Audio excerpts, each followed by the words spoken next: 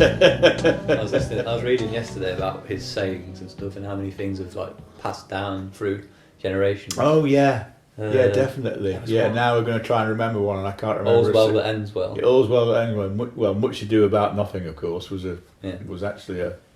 Much Ado About Nothing. That was one of his plays, wasn't it? All's well that ends well is as well. Yeah, that's the name of the play. Yeah. But there's a lot if you start digging. There's thousands apparently, just words and phrases. Yeah. That it's just he just wrote once upon a time in a play. Right. And it's been repeated so many times. It's part of people's linguistic choices, I suppose. There's ways of expressing themselves, basically, isn't it? Yeah. Interesting though. You're just talking about that. I suppose one of the things I wrote down actually was like creativity and ideas. Yes. And what have you learnt through your life about? Oh, it's special. Yeah. Creativity is a special thing. It really is. I don't know what it's like for somebody else living in their world. Yeah. Because obviously I only live in mine. Yeah. But I you recognise other people who've got it. Yeah. Certainly. And like a flair for it's I think it's I think it's it's this thing about how your brain's wired, isn't it? And everybody has their skill sets and their talents and what have you, and it's just really a brain wiring thing. It comes down to neurons in the end. And everyone has got it, haven't they? Yeah. Everyone's got something that their brain is good at. Yeah. That's right. And the creativity thing though is it's a bit of a battle, really. Yeah. It's not easy all the time. Frustrating and sort of it can put you in a bad mood, can't it? If you can't be creative. Yeah. Or you think you're not doing the right thing in a situation. I remember in days long gone by when in my days in designing pre-CAD, it was a lot of hand drawing of sketched ideas on layout pads, A3 layout pads. You'd get through hundreds of the damn things.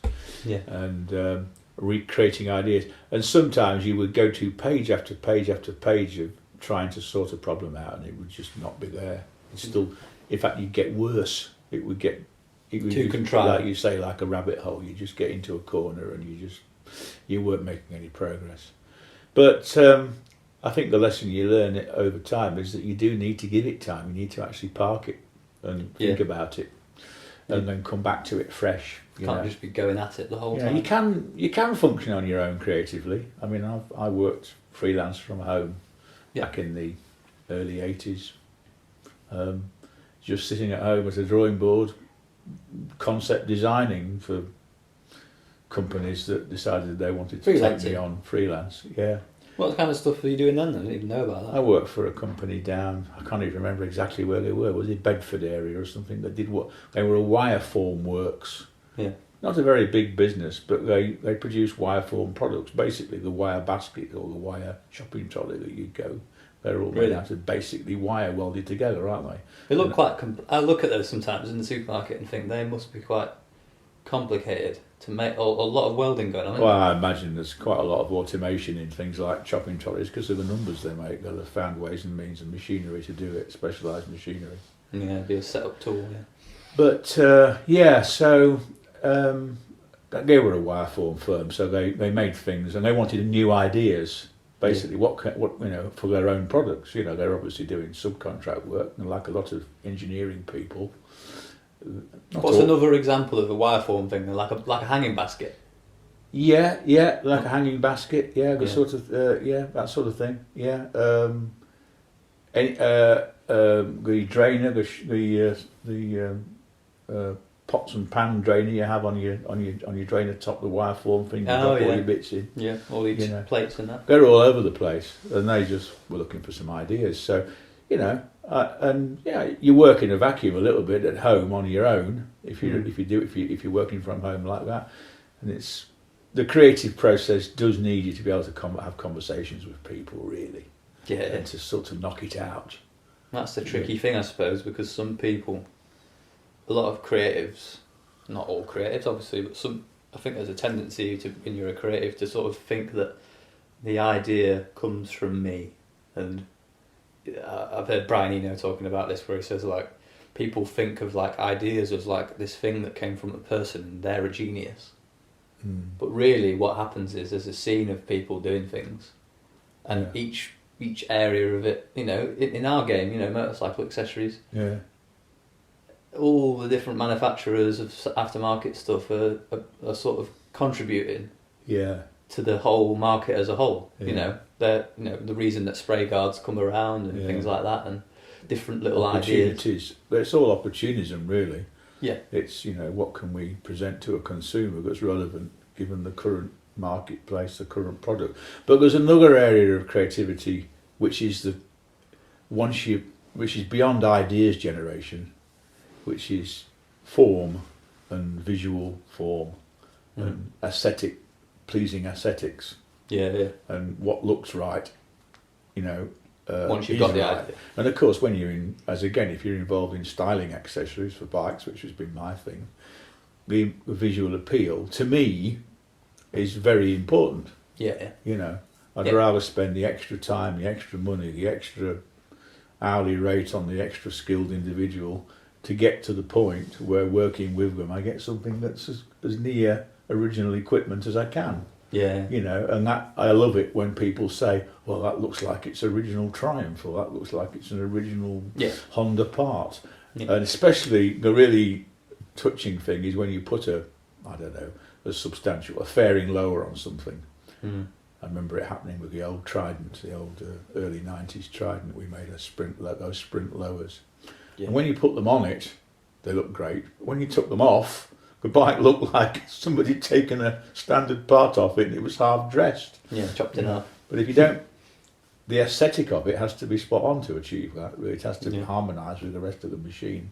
And if you've just bodged through it and gone, well, we actually, never mind the quality, feel the width, let's get this knocked out. We know that. You know, we see that, don't we? We've done it ourselves a lot. Yeah, you can rush through something because...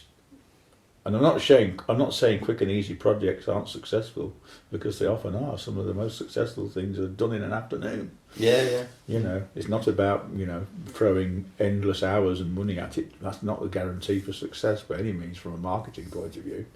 No. But, you know, if you take on a styling project, then you need to nail it. You need to get to the point where you've nailed it, in your own opinion. Some creatives can never say they're finished. They're out there and they're just never happy. So, and of course that's easy to do though, isn't it? Commercial environment, that's crazy, because you know you've got to move on, you've got to finish, get on with selling it, and move on to something else. You know, but there's a weird bit in the three-dimensional design side. I'm talking pre-CAD now, where you're carving clay or you're carving wood even, which is even more laborious and slow than clay. Because, you know, it's not easily remedied and you have to go very steadily. You know, the old-fashioned pattern makers do not like filler. Not to avoid it. You know, they're all City and Guilds trained and aerospace experience. That's cheating, basically. Yeah, that's you've got it wrong. You know, and it's sort of but in order to get from a lump of wood to something that's, you know, the correct form, you sort of see it. You don't know which way you're going with it. At some point, you've got a chisel or a sander in your hand, and you've got a lump of wood, and you're wondering which bit to hack off first. You know, and that's trying to get the shape out of the part when it's literally just a block screwed to the side of something or whatever. With just hand tools well, that's why clay exists, obviously, for clay modelling, because it allows you to go backwards and forwards. It's basically, it's like clay is like the three-dimensional form of a layout pad, in that you can sketch over your layouts quickly and keep changing them and keep tearing up and putting it in the bin. And in the case of the clay, you can keep remelting it and chucking a bit on. But it's just that's part of it, isn't it? Like the whole. But there's so many ways of doing a product for a bike.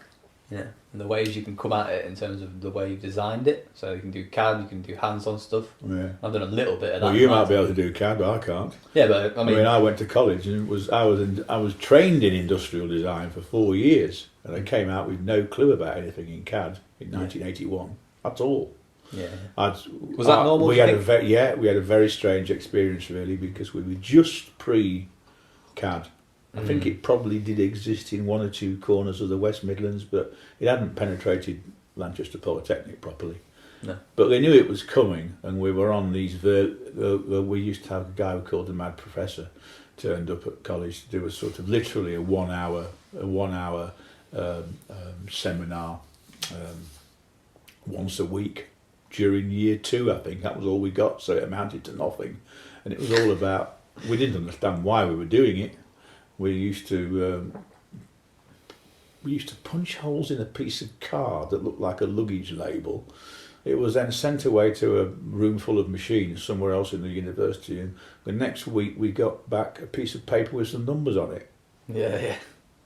He never explained it. With no idea why we were doing it. No, but he was interested in it. We were probably as disinterested in that as we were in the arts history lessons, which we also had to do as part of an art-based degree, you know. Yeah. We used to do used to have art history lessons as well, studying ancient Roman colosseums and architecture and turn of the century artists and stuff on slides that were presented on a wall. Yeah. By what was his name? I can't remember his name, but there wasn't a lot of interest in that either. Well, you're not interested in that. We wanted to be designers, and make stuff. Well, you've all got ideas, haven't you, when you're that old? So you kind of. I always found, I don't know what it's like. Some people are obviously into history from a young age. I always found history so boring when I was at school, and now I love it. I love reading about. Yeah. I find it. What I like about it. There's a book over there, that SPQR book about Rome. Oh yes. And that lady talks about. It's very factual. And it's basically what they would have been doing and how they would have been, running their politics and running their society. And it's just so interesting to imagine being there based on just some words. It's almost better than watching a TV program. Well, learn from history. Yeah. So I suppose it is. I know what you mean. I would have found that boring back in the day. Yeah. Yeah. But yeah, CAD design is. We were quite scared of it for a while, weren't we? I think, but I couldn't see the bridge how we were gonna cross the Rubicon. Yeah, I don't think that's Shakespeare. No, I don't think how we were going to cross the bridge between the world I was in, which was the pre-digital, and the desperate desire to be doing more three-dimensional work on computing, CAD-CAM, And as soon as we started doing it, the real eye-opener was that although our suppliers, our subcontractors that supply the parts never really sat us down and told us. But as soon as we integrated with what they were doing, obviously it became very straightforward. We were trying to produce analog solutions, and they were working in a digital world. Yeah. So it was really clunky, and just because we weren't on the same page, full of frustration. As soon as we joined them in that CAD world, through your input, it's become streamlined, really, hasn't it? It's almost simple, it's almost like sending the old-fashioned version 25 years ago of sending your graphic print work to a print shop and then going to pick it up 2 days later or a week later or whatever. Like that. Yeah. And it's just the same process in 3 dimensions, Thing is, though, that's bad about it is, well, I don't know, maybe it's not bad at all, but you got a bit more of a hands-off approach to it, hands-off experience with a project like that. Although you do a 3D print and you fit it, and if you think that's all right, then you're half the way there. But you get the advantage of the accuracy of the fit. I've noticed this was the thing we were battling because we were hand making stuff, and we weren't quite often. We were, in my case, and a lot of the people, not really pattern makers. We hadn't really got a drawing. We'd just got a bike and something we had to attach to it. Yeah. We introduced all sorts of errors in the manufacturing process so that the final product nearly fitted, but actually, you had to squeeze it a bit and push the old centre off a bit. I've noticed this with Graham's stuff as well, a lot, fitting it. I've fitted a lot of his stuff. And it's there are ways around it, there are practical ways around it in the pattern making stage where you introduce some flexibility, but you have to do because they're never at 100%. You've got shrinkage elements and stuff like that, which again you can't compute in because it's all handmade. Yeah. So the advantage you've got is that you get to a thing that fits quite quickly. Yeah. And actually, you could just regard that as the Mark 1 and go, well, that fits, now I'm going to style it. Yeah, you could. Yeah, II. you could. I do that a lot. I mean, with the Yeah. NT hugger, apart from the tool breaking, the NT 1100 Honda. Yeah. Um, Well, there's a lesson to be learnt in every project, whether you like it or not. I mean, that's just the way it goes. But the actual product, Yeah. perfect, really. Apart from I had to retrofit a bracket inside it. Apart from that, which works nicely, really, to make it a sturdy job.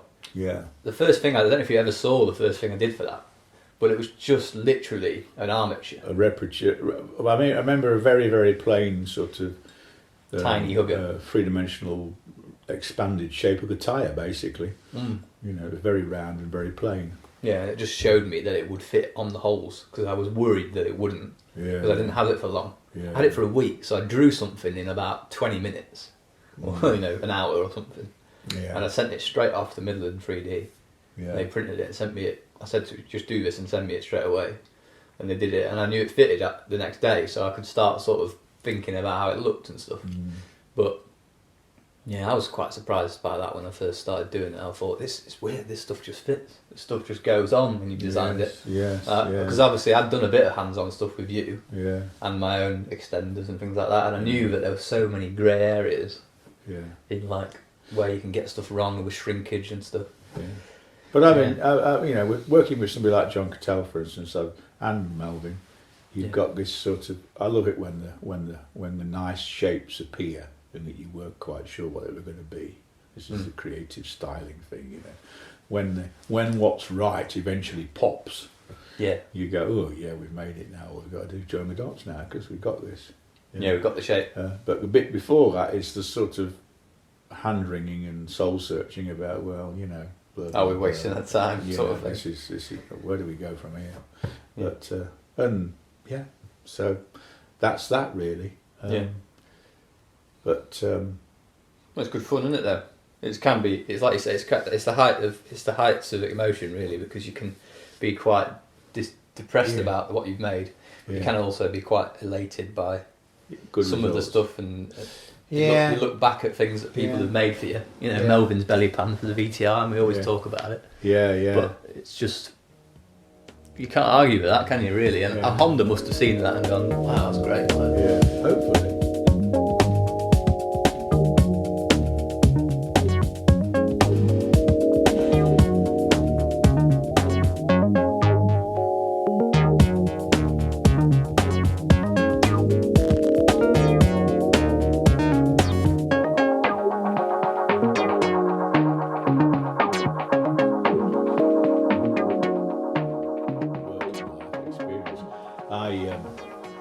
When I first started Pyramid with my original business partner, we started completely from scratch. Yeah. You know, two blokes buggering about in a shed, but well, not a shed. We were very lucky. We had some proper premises to go to see his father from his father's business, the engineering works at Britannia Works, which is now Marshall's Yard, of course. Yeah. We were on Spring Gardens at the back there with loads of room. Plenty of room. Too much. And quite a lot of support. But we start, you know, in terms of sort of help with access to bits and pieces and low rents. And, you know, we were really given a great start. Yeah. And we were employing people quite quickly. I think we got... To help you make it. Yeah, people were sort of on board within the first sort of 7 or 8 months. And, you know, we got our first paid employees. But getting it going from scratch was a killer, really. Yeah. Yeah, I mean, my father, your granddad, was absolutely livid with me. Yeah. Really? Yeah, he was very aggressive. Did you just go with him? Did you just go to him and tell him then? And he just... Well, he knew what we were. He knew I was setting up with Paul. Knew already? Yeah, and that was abandoning a job in Birmingham, which was... Paying? Sort of, not to directorship, but certainly a fairly senior position in a small business with a company car and expenses and stuff. And by this time I'm sort of, what was I? 26, something like this. And Did you get bored of that? Yeah, because I ended up not respecting the person I was working for. Yeah. You know. Yeah. And that's a killer for me. I've got to respect who I'm working for, otherwise, can't be bothered. Yeah, I get it. I just slack off. Yeah. And I didn't respect these guys in the end. They were. What were they doing that you didn't like? The guys in Birmingham were manufacturing bar equipment for licensed premises. They were doing optics, what they call optics, you know, the measures for the back of the bar, and they were doing the stands and stuff that went with them, and peripherals, sort of consumables, cocktail stirrers and rubbish like that. But they were basically bar equipment suppliers who'd come in via the circular economy, actually, because they, which you know I'm interested in. Yeah. They started out, an Irishman and the other guy I don't think was Irish, but there were two of them anyway. In fact, there were three of them. Because I replaced the designer, inverted commas, who went to live in Australia, and that's how I got the job, via some freelance work I'd been doing. I was talking earlier about working from home.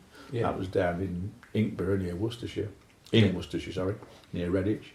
Yeah. And I'd been working freelance, and I'd got this contact with this South Birmingham company that made these spirit measures and what have you. And they wanted a new generation piece of kit, which I'd done some styling drawings for and some bits and pieces based on some previous work by a Cambridge consultancy, a very high-end engineering stroke design consultancy in Cambridge called PA.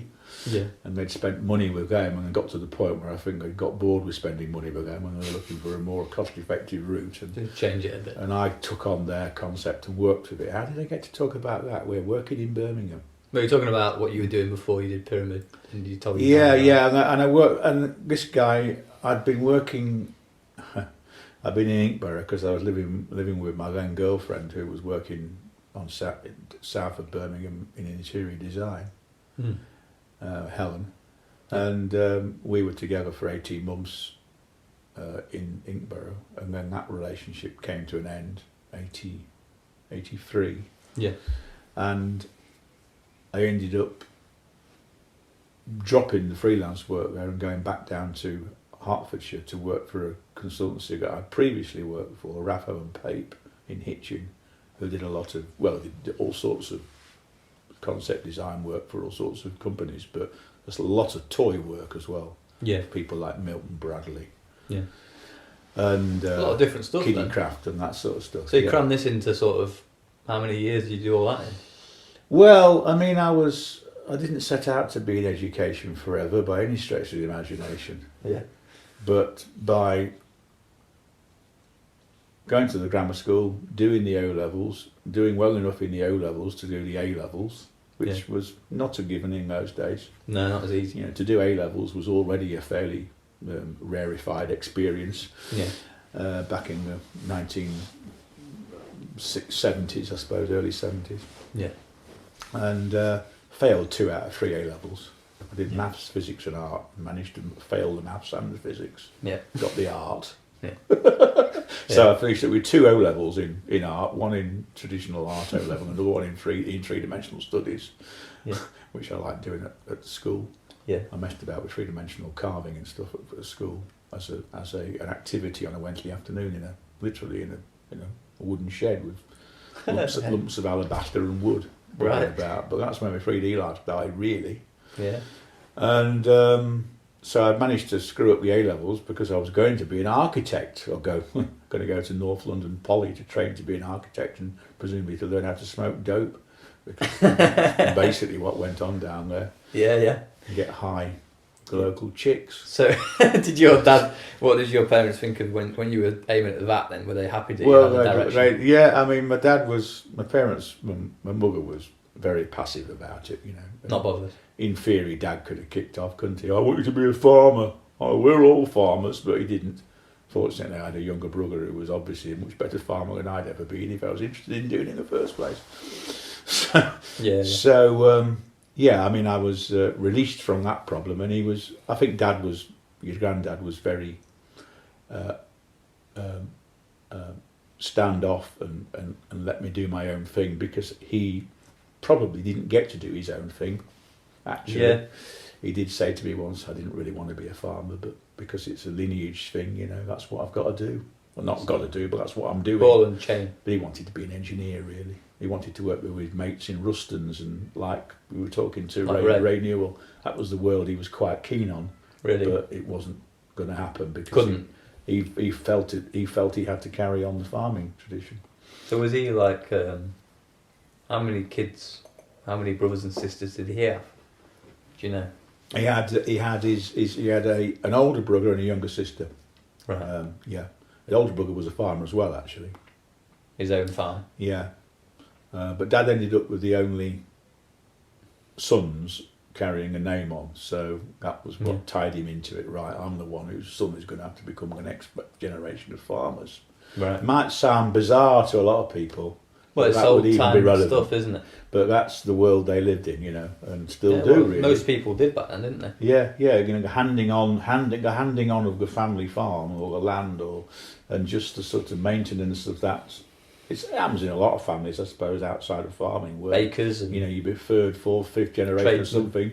Whatever they're doing, ceramics, whatever they're doing, you know, they've got to carry on. Somebody in Stoke-on-Trent knocking out china, Yeah. because the great granddad started it in 1840 or whatever, you know. Yeah. Well, I suppose it was normal, really. Yeah. So I wasn't, even though of course I messed the A levels up, so I was one of those early people who had a gap year. It wasn't intentional. I just had one because I didn't get to college. So I was riding a moped around delivering mail when the post office monopoly was taken off in whatever year that was, 76.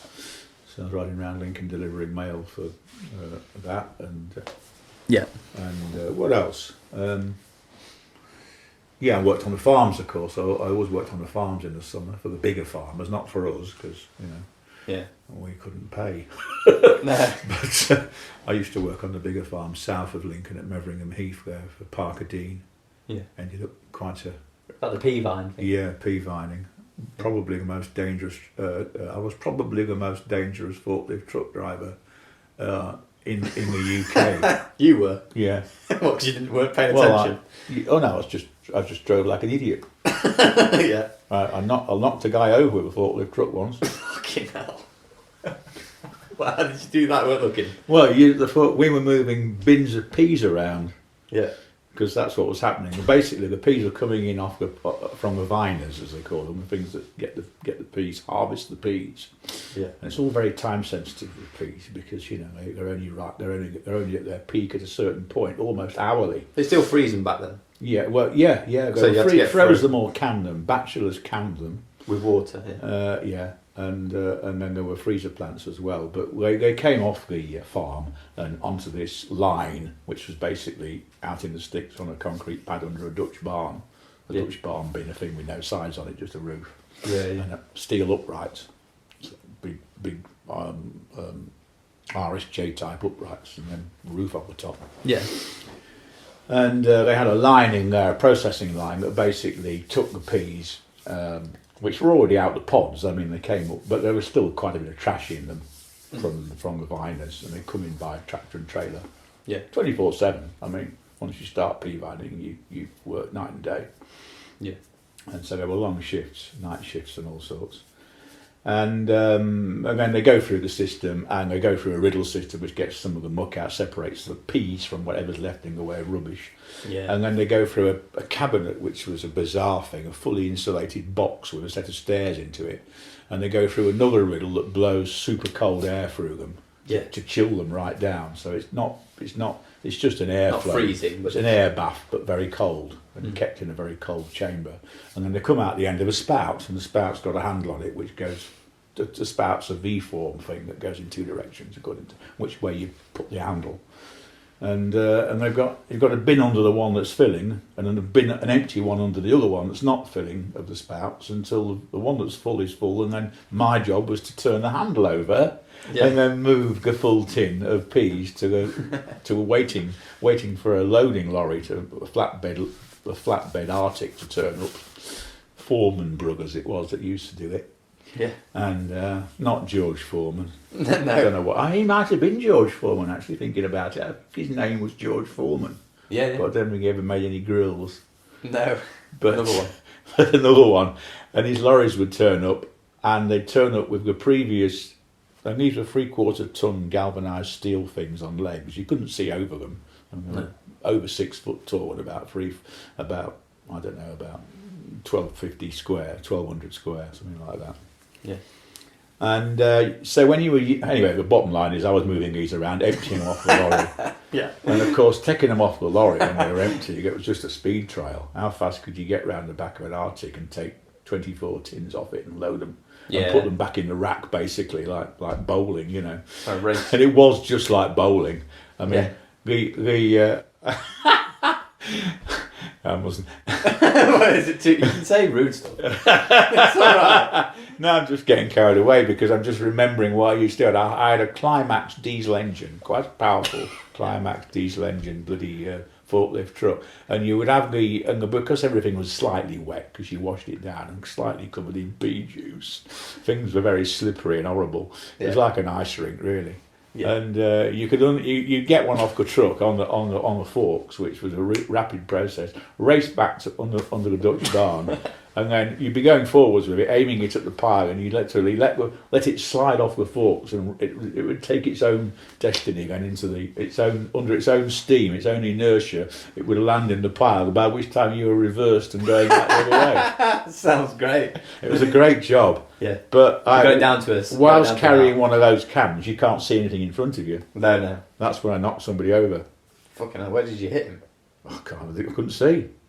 I think I probably just gave him a dancing blow. Yeah. He was all right, but He was all right. he was all right, but Yeah. he was a bit of a nerd. This kid, actually. Yeah. Me and a mate. I think it was me and Simon Ives, actually. Was you there as well? Was Yeah, I think he was there. I think we decided that this kid was using his mother's Triumph Herald to get to work. Yeah. And we decided just for a laugh we'd take the carburettor off it. Yeah. So that when you tried to start it, it wouldn't go. It sounds like Top Gear. This. Yeah. So we took the carburettor off while he wasn't looking. Yeah. But we dropped one of the spring washers off the carb base into the manifold while we were doing it, and it clunked round inside it. And of course we bolted it all up, and it wouldn't go. And it was going, but it was rattling. So I had to take a cylinder head off that and fix it for him during my break times. I don't know how the hell we got through that in a time available, because I was in trouble, obviously, with his parents for buggering about with the car. But yeah, you know, that was just silly behaviour, really. This was in your gap year? This was the gap year, so that was partly farming and partly riding motorbikes around Lincolnshire.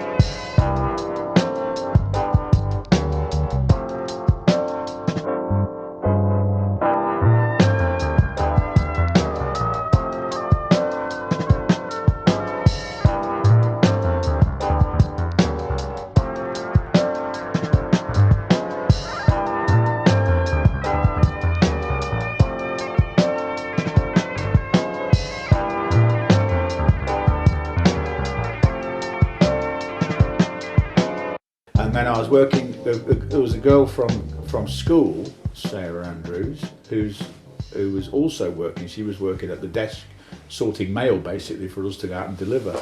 And she said, "What are you going to do then, Ben?" Because she knew I don't know quite what her circumstances were, but presumably she was in some sort of similar situation, having a sort of enforced gap year because of A-level failure. In those days, you could fail no problem. They didn't mind failing anybody. Yeah. You know, if you were top notch, they just issued a fail and that was it. Go off and paddle your own canoe, son, you know. Yeah. So, of course, I was way beyond any ideas that my parents might have, because they weren't involved in academia at all. So you really were sort of just stumbling around in the dark a bit, really. There was no parental assistance, really. I mean, they were supportive, but they didn't really have any idea of what we might do. Bit more of a fend for yourself sort of. Yeah, fend for yourself existence. So, so she said, well, Martin, this was her boyfriend, who was also from D'Aston, he's gone to do a foundation course at the art college, which was halfway up Linden Hill at the old girls' school there. Yeah. Why don't you do an art course, because, you're good at art, which I was. Yeah. And I said, well, there's no money in art, is there? How are you going to make a living out of that? Yeah. Of course, because I had no idea, you see. So, yeah, that was, the gap year came along, and then, because she encouraged me, You did that during the art. Yeah, you went. Yeah, you no, went I and did- had my full year of gap year, and then Yeah. I went to the art college because she encouraged me to, and I took a folder of a few bits of work, and I sort of thought, I'll breeze in here. This will be no trouble. Yeah. Anyway, I got put to rights. Well, yes, that's very good, but we'd like to see a proper body of work, please. Go away and do some proper drawings. Yeah. And I've still got one or two of those in that folder. What sort of stuff was that going to be? Would that have been then? What kind of art was Still, well, I mean, the stuff to get in was just still lifes of biro and pencil drawings of anything. I had a motorcycle, obviously, in those days. I remember I had my first full face helmet and a pair of gloves. So I put the full face herring and a pair of gloves on a chair and drew them with a biro. Wow, that's mad. I remember you. I remember you giving me that. You just reminded me that in the caravan once you were like, because I was drawing a lot, wasn't I, when I was younger, and you just put your helmet and gloves. Yeah, did I? Well, Yeah. that would be a flashback to when I did it myself. I drew that. Yeah. That work. And I enjoyed doing that, and so I was also a smoker at the time. Yeah. And of course, in those days, the way to be posh was to smoke exotic cigarettes like Balkan Sobrani and Gitan. And Gitan was quite a nice, Gitane, whatever you want to pronounce it, was a very flash packet. Yeah. And may or may not remember the logo, but it was quite a. And I sort of screwed one of those up and stuffed it inside a glass bottle. But presumably it was an old bottle my mother had dug out of a boot sale somewhere or something. Oh, right. And just drew that, and I remember that as well. And Yeah. painted that one actually. Did that one with watercolours. And I got in eventually to that, so I did that foundation course. Yeah. And that led to the Coventry, which turned out to be a 4-year course at what was Lanchester Polytechnic. Did you not really know it was going to be 4 years? No, I just drifted into it. You see, I wasn't doing any analysis. I wasn't working forward and planning my entry into the world of career and big money. I was just I've been like that. I was just cruising through it. Yeah, that's the next thing. Then I'll do that. I never totted it up and thought, good God, I'll be 24 before I leave college. No. Didn't think about I it. didn't bother. It's just I was doing it, so I got on with it, and thoroughly enjoyed it. Of course, I thoroughly enjoyed the foundation course because it was full of women. So that was very nice. Yeah. And so it was all very arty-farty, and the foundation, of course, gives you an opportunity to have a go at all sorts of stuff. Mm. Yeah, you can go from there to do all sorts of And you're things. mixing in a community who are, the tutors are all fully fledged artists in their own right in some cases. Mm. Pete Moss being pretty much the head, Yeah. the senior lecturer and whatever you class him as, I don't know. Yeah. And he's still around, I believe, but I mean, he's known for his ceramics and one thing or another in Lincoln. Yeah. And it was, of course, you go through that year very quickly. Mm. And then, in terms of career, my eureka moment was definitely with Pete Moss in his office. Yeah. When we were discussing what I'm going to do next. Yeah, so he was sort of asking you what you want to do. Yeah, he said, well, what are you interested in? What have you do? Now, obviously, they're following a formula. They've done it before. They do it with everybody. And it was a lovely building that old girls' school halfway up the Lindham Hill. That's some nice. Still there? Yeah, still there. Yeah, I think it's a sort of innovation tech college centre of some sort now. Yeah. Don't know. I haven't followed it. But Pete said, well, what are you interested in? I said, well, I've got a sort of practical engineering, hands-on mechanical background because I grew up on a farm, but playing with stuff like that. Yeah. I'm interested in the physics. I did physics at A level, didn't manage to pass it, but I did it. I'm interested in mechanical things and engineering and science-based to that extent, but I'm also essentially just happy with a pencil in my hand, creating, doing drawing and being a draftsman, I suppose. Because, essentially a draftsman is just somebody who can put pen to paper and, communicate. Yeah, do an idea. Or was in the old days. Yeah. So I've got that combination of interest in the pure art and pure science, if you like. And he said, well, you want to consider industrial design, don't you? Yeah. I said, well, what's that then? Because I've never heard of it. Industrial design, well, it's, So it's two things. There are places where they design new products, it's product design. It was called industrial design in my time. But it is product design nowadays. Yeah, so I went off on my usual tour around the colleges, went to Nottingham. Where did I go? Wolverhampton. Did I go to Nottingham? I certainly went to Wolverhampton anyway, and then Coventry. And I liked Coventry because it was transport. Yeah. And that was instantly interesting because, of course, I was into ragging about in cars and motorbikes. Yeah. You know, Yeah. as were half the people that So joined. it's a so the college is a college. So is it a It was university? a polytechnic. Okay. So you were doing a degree. It was a BA honours. Yeah. So that was the next not that made any difference. I think the honours came because it was 4 years. Yeah. And Like a master's nowadays. yeah, it was a 3-year course comfortably that they managed to stretch to 4. We didn't need to do we didn't need 4 years to do that. No. We could have easily done it in 3. I think we spent most of the second year skateboarding around the studio. Yeah. And buggering about because we were left on autopilot. They used to give you a project, and 6 weeks later, the tutors would reappear and do the assessment. But first year, obviously, they were inducting people, so they wanted to sort the wheat out. They wanted to know what they were dealing with. Sort the wheat from the chaff. Wheat from the chaff. Yeah. Third year, you were on your industrial placement, so they were desperate to get you into your industrial placement, so they were focused on it. And final year, you were doing your final year project, which was usually just one big project, actually. Or the whole year, yeah. And with a thesis attached to it as well on a subject of your choice of 10,000 words. So second year, you were really, it's a bit aimless. I thought afterwards it was a waste of time, really. But anyway, it wasn't a waste of time because it was really good fun being in Coventry, of course, amongst the student population. I suppose that's it as part of it. As much as anything, it's kind of time to communicate with people your age, innit? And like. Oh yeah, I mean those days, and the evenings in pubs locally and bars locally and clubs locally, you'd be in a room where you knew that 90% of the people there were students from the college, and you knew half of them, so you knew nearly half the people in the building. Yeah. So you could have a pretty good time. Yeah. Having fun, cracking wines. Having fun, really. Yeah, but of course, it went on for too long. Really, I ended up quite distressed in some respects because my closest mate Simon.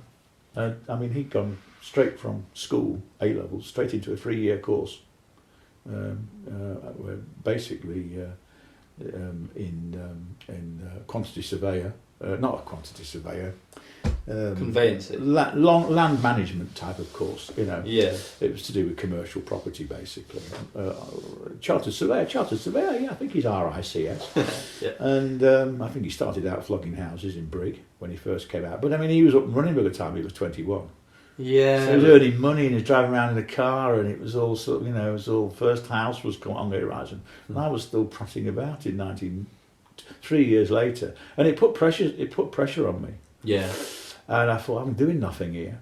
Yeah. And I'm not really getting anywhere. And I've been on a course that turns out there's not actually that much demand for when I came out, especially in 1981, because there was a bloody recession on.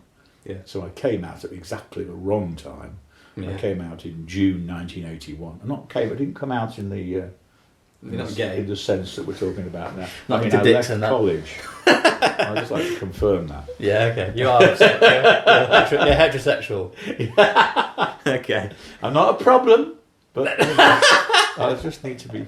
Anyway, Yeah. so in 1981, I'm 24, and there's a recession on, Yeah. and I come out of bloody college, and I find myself working for Langs, the civil engineers, on a drainage reinstatement line. Not very creative. Putting ruddy land drain pipes back in fields after they put a gas storage pipe in Lincolnshire. So I'm stuck in Lincolnshire, where there are no designers, basically, at all, unless they're doing fitting kitchens. And and working with a bunch of Scotsmen on a 12-hour shift, reburying clay pipes over land. So I enjoyed it. Don't get me wrong. Yeah, but not your scene. But Not putting what you got to use, were you, really? Next year I'm 25, and what have I done Yeah. towards this? So Wow. you begin to sort of lose faith a little bit. But Yeah. That we got a bit depressed then about it all, really. well, potentially, yeah. But again, when you're young, you struggle on. Yeah. I think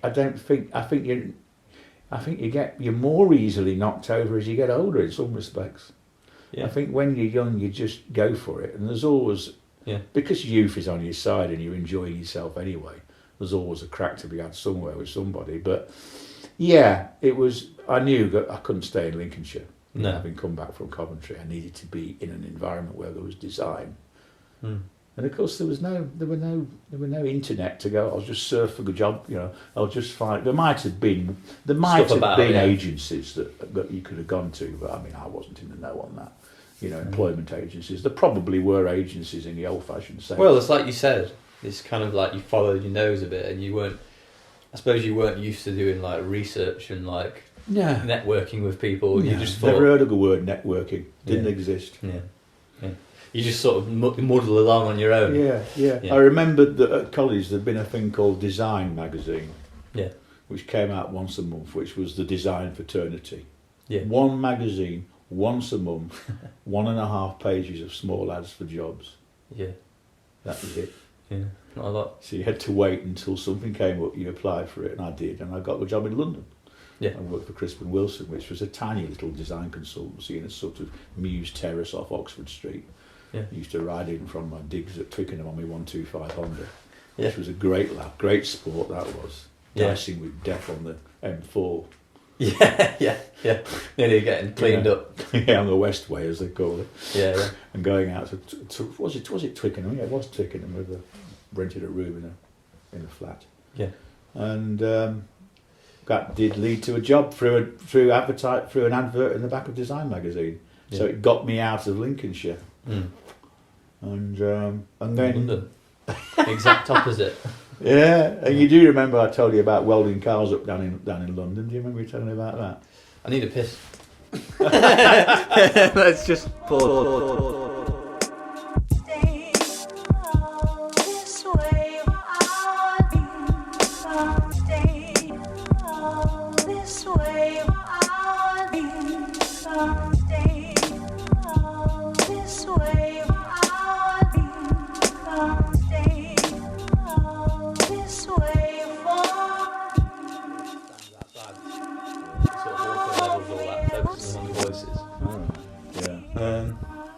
Yeah, I like the idea of it being kind of not completely, a bit like Radio 4, the way they do it.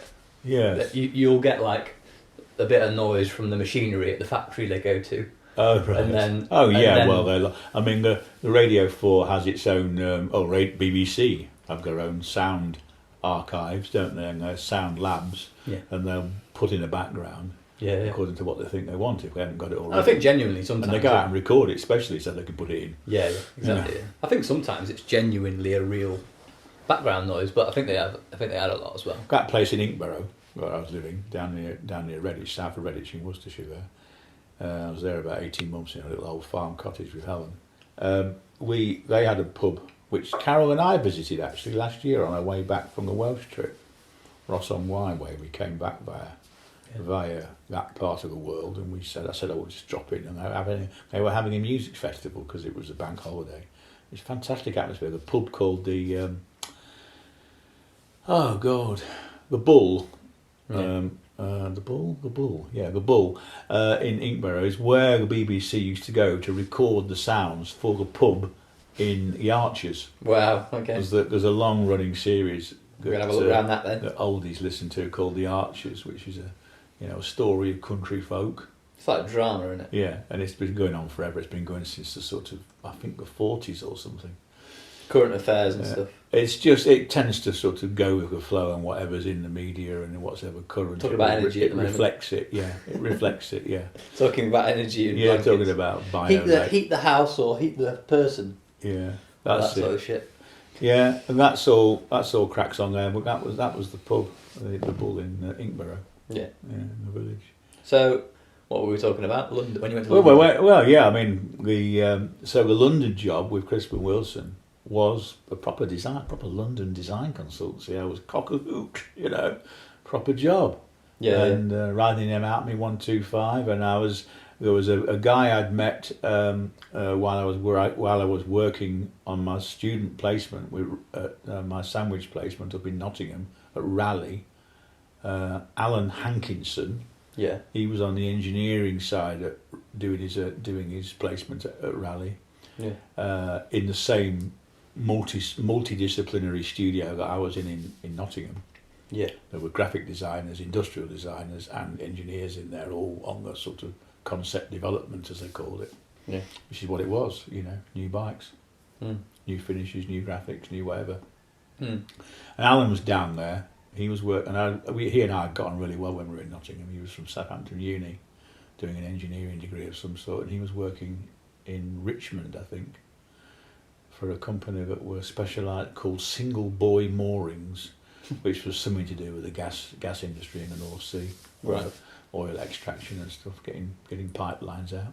Yeah. So he and I had and a mate of his from his college days. We were sort of enjoying ourselves in London, but London's not a place you just dip into. I mean, No. I reckon you might acclimatise yourself to the London scene in 10 years, but it'd take you about that long to settle into a place like London. Cause Maybe for you. Eh? Some people will go there though and just make fall sense. straight in. I think it's a relatively complex world, really. Yeah. I mean, obviously, it's full of people who are essentially migrants of one sort or another, because everybody's on the move in London, aren't they? Yeah. So they all expect you not to be the local. They don't. Yeah. In Lincolnshire, if you're not a local for 40 years, you don't exist, as far as some people are concerned. No. When did you move here? 14 years ago, just a new boy then, whereas down there, I found that in Hertfordshire actually as well. Much more accepting, because it's home counties and they all commute, and a lot of them are working in the city or the town, as they call it, whatever. In the city. Yeah. Because people are used to it there. They're used to the people moving in and out. I found it quite. I know what you mean. When I've been there a few times for things, I've found it quite like, wow. I mean, it sounds quite funny, but like you literally are amazed by the amount of different people you see in 30 That's minutes. the attraction. I still like going to Carol and I still like going to London, and the attraction is the sort of the multicultural, randomness, sort of liberal society, going anywhere and be sort of part of whatever sect there is. Even at our age, in the 60s, you still get the buzz from that. Yeah. Because you can't really recreate that easily around here. No. It's more rural and it's more... I did it with James. James is a guy who works for Pyramid with us, does our website. Yeah. And you know him, obviously. Yeah. But me and him, he just went, after we went to that Odoo conference about a new system we were getting, he was like, right, let's go to this bar now. Yeah. And it was just great. It was just this tiny little blues bar, and he didn't know anyone there, but it felt like everyone felt like you were involved. And you're surfing, aren't you? Yeah, it's like you're riding the wave, really. And it's just somebody who doesn't spend their time in that world. But yeah, I mean, I didn't get to spend a long time in London, unfortunately, because it was 1981. Yeah. In fact, it wasn't. It was very late 81, early 82. I came so you back had a job. You got a job there. So I had a job as a sort of junior designer, Yeah. and I was enjoying it, and travelling around, meeting clients, on the tube, on the local network rails, and what blah blah blah blah, going out and doing stuff in a small way, but in a proper team. Yeah. And discovering another world, really, in terms of the London life. Yeah. I'd never seen decaffeinated coffee before. No. I said to the woman who was sort of receptionist, who was a very posh lady who was very easy to offend. I said, "What's this?" She said, "It's Cafe Hague." "Oh, Cafe Hague, what's that?" I said, "Well, it's coffee without caffeine. Don't you know about it?" "Well, no, I don't. I'm from Lincolnshire." Yeah, I'm from Lincolnshire, love. Yeah, never heard of decaffeinated anything. Yeah. That's why you have coffee in it, to get the caffeine. Yeah. If I even knew what caffeine was, probably didn't. That's decaf. Right, Yeah. Cafe Hard. So stuff like that, random stuff like that you'd no idea about. Yeah. But yeah, it's like bubble tea now. Probably. Yeah, and I remember we did a bit of design work for a nuclear bunker. Oh yeah. I remember telling you about that, a residential nuclear bunker, because this was in the Cold War era. We all thought we were going to be blown to bits by a nuclear bomb from Russia. Yeah. People were actually building bunkers, survival bunkers, in their yards, in their homes. The ones that had got the wherewithal to pay for it. Funds. Everybody else dies and they carry on. But yeah. We went to do some design work in this bunker, which was boring, but the ride there and back in the CX 2400 Palace Citroen was something else. Wow, yeah. There was three of us in it with David Crisp, one of the directors, who got this beautiful whale of a Citroen.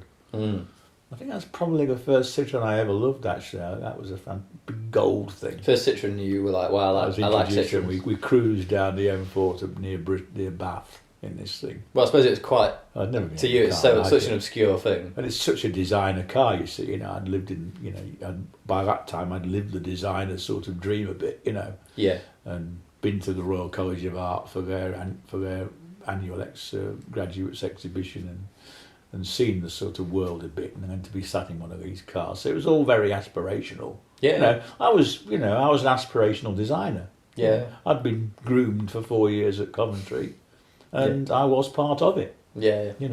A lot of the people who are on our course ended up as car stylists. Well, Really? actually, some of them did. Unfortunately, the car industry virtually developed the industrial design transportation course in Coventry to respond to the demand that they got for new car manufacturing in the 60s and 70s, early 70s. And then it disappeared because the Japs, we got blown away by the Europeans and the Japanese, and we didn't move on with the technology and the investment in the factories. And all of a sudden, they got all these designers coming out from my course, which was fairly exclusive in those days, worldwide. There was one in Detroit, one in Stuttgart, and one in Coventry, which was where I was at. Wow. And it was only about a 6 or 7 year old course when I joined it in 77, yeah. Yeah. And we all got trained up for jobs that disappeared while we were being trained because they basically that's probably British Leyland went to pot during that time. That's probably the problem for a lot of people now. But they don't know what to teach kids nowadays because of the way it's changing. Well, we know where it's going, don't we? But the green energy market is the colossal growth of the future because we've got to replace one existence with another. Yeah. So the work opportunities and the satisfaction for doing it and the money to be made out of it is all in the green energy. Is all in the green revolution and the net zero and the rest of it. Yeah, it's already happening, isn't it? Way beyond what we understand now, but obviously you can dig into it. Yeah. And it's coming, and that's where I'd say to anybody, get stuck into that marketplace if you're at all interested in. Yeah. Find something in that industry. marketplace that interests you, because that's where the future is. Yeah. Yeah. And what was that website I found and sent to you? 80,000 hours or something. Yes, yeah. I've not looked into it a lot, but basically this website I understand the concept of it, yeah. Basically it says you might think you've got forever, but in fact you've probably got 45 years of working life. Yeah. Not much more. Yeah.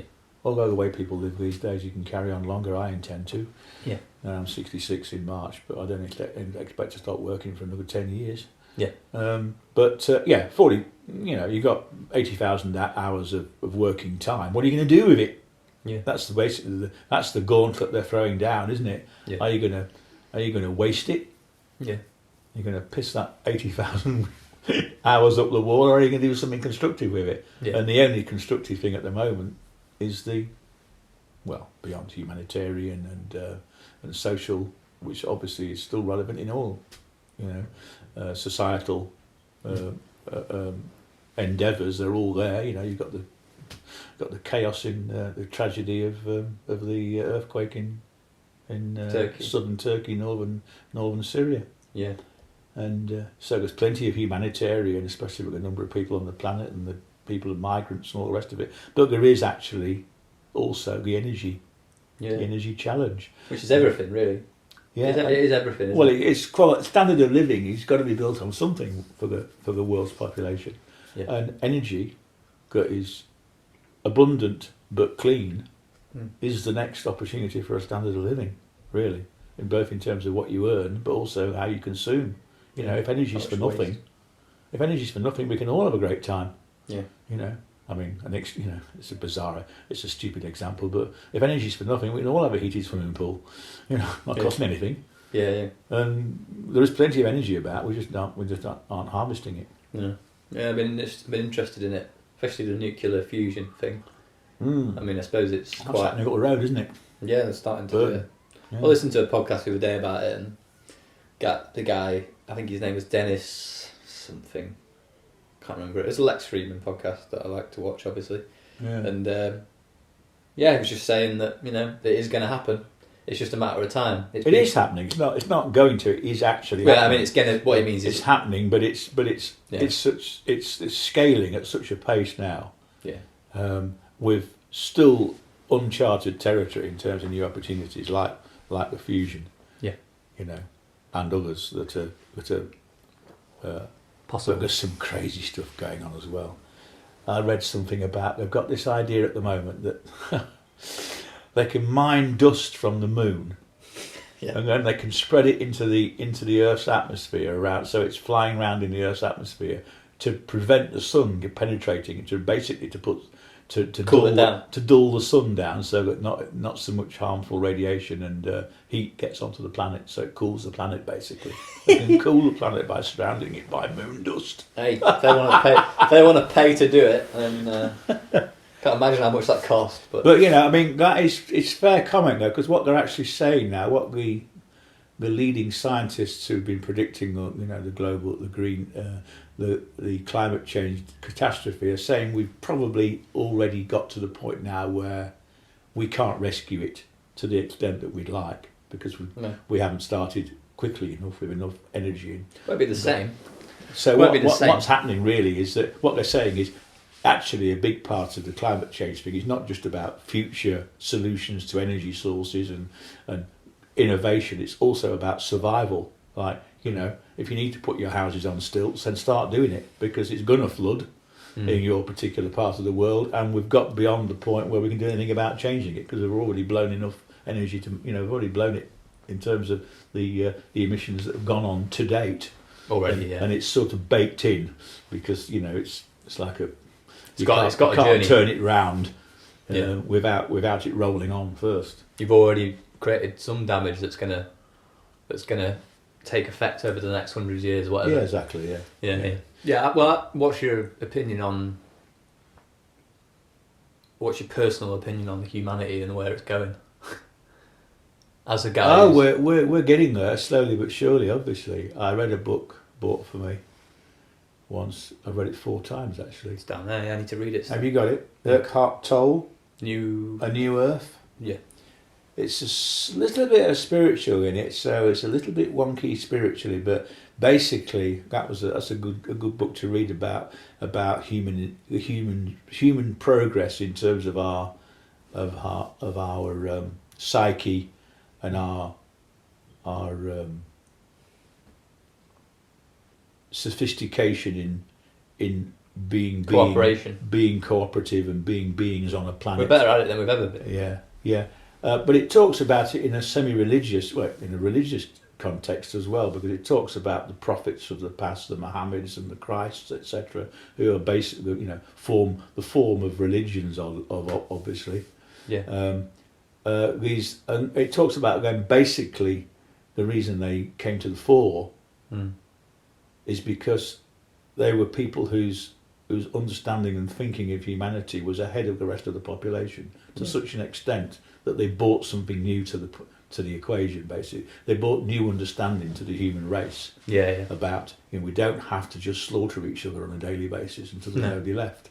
Yeah. You know, and you know we can live in peace and all this stuff. You know, and we can respect our neighbour and all the things that we learn from a series of prophets who have religions built around them.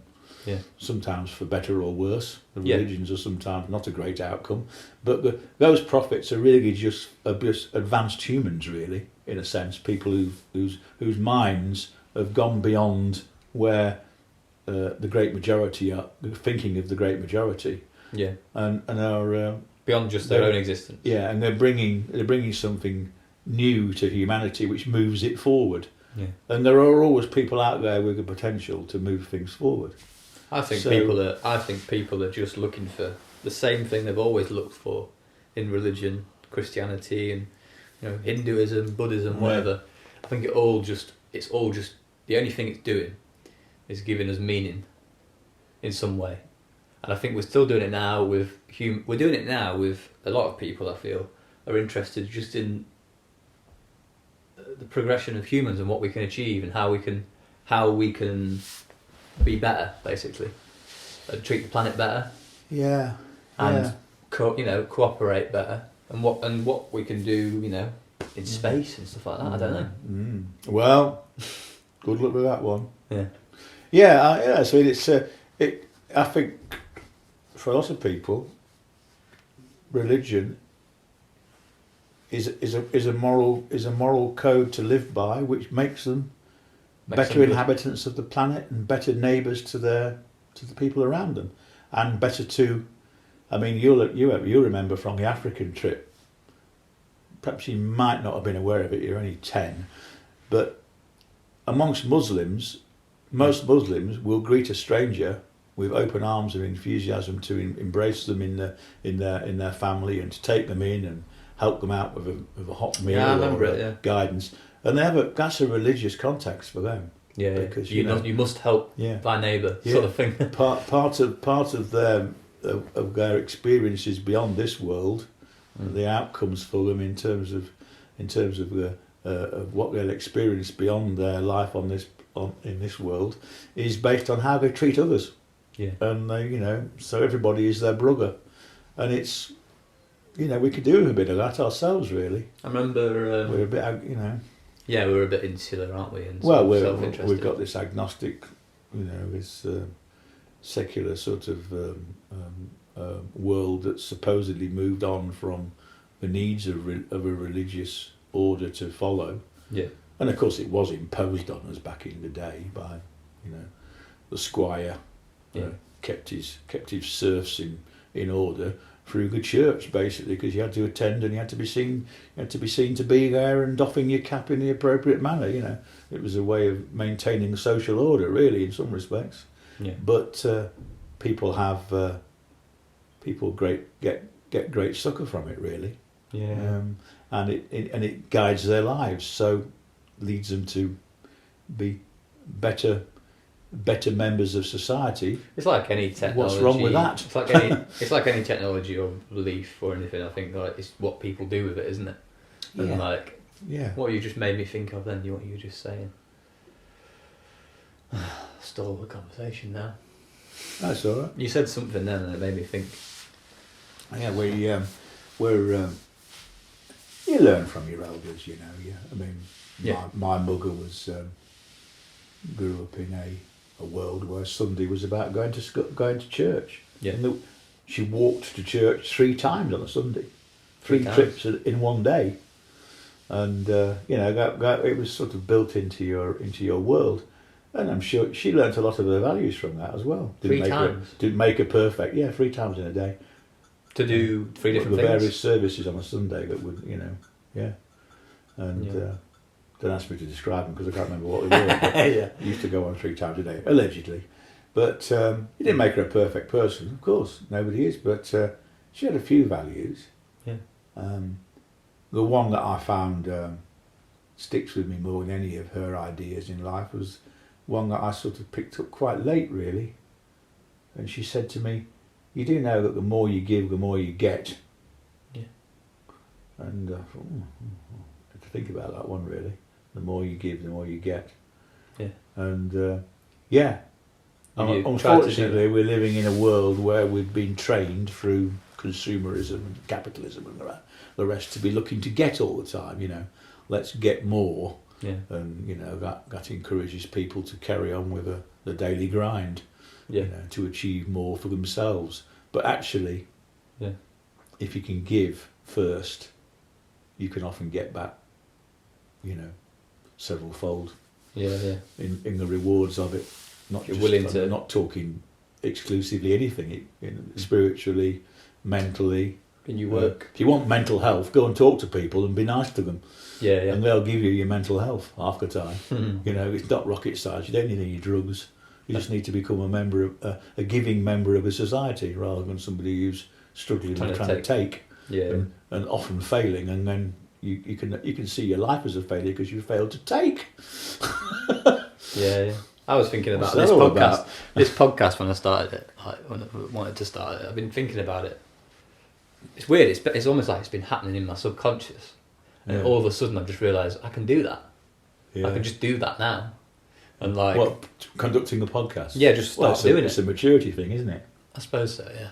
And I thought when I started, I thought, oh, am I just doing this for myself? Like, do I want people to think I'm great? And like, you know what I mean? Yeah, And I'm important enough to be on a podcast. But yeah, great. Well and then I done. realised quickly that I don't really want that. I want it to be my giving thing, really. Well, people, it's good to talk, as they say, and Yeah. and I suppose for people in my age group who you start to think about what's left at the end of it, and I know it's a bit morbid, but presumably this will still be around when I'm gone. Of course it will, yeah. And me. Yeah, and you Probably. yeah. Zero sum game. Yeah. That's what Louis C.K. was saying recently. What's that? Zero sum game. Well, you start with nothing and you end up with nothing, don't you? So you're born with nothing, you die with nothing. What was that? What was that expression? something bit in the middle that counts. You're born, you die. It's the bit in the middle that counts. And it's so direct, but it's so true. Like you do end up, you know, you can get fame and you can get success and everything, Notoriety of one sort or another. but you are going to lose it again. Yeah, yeah. And usually those things only happen for a short amount of time.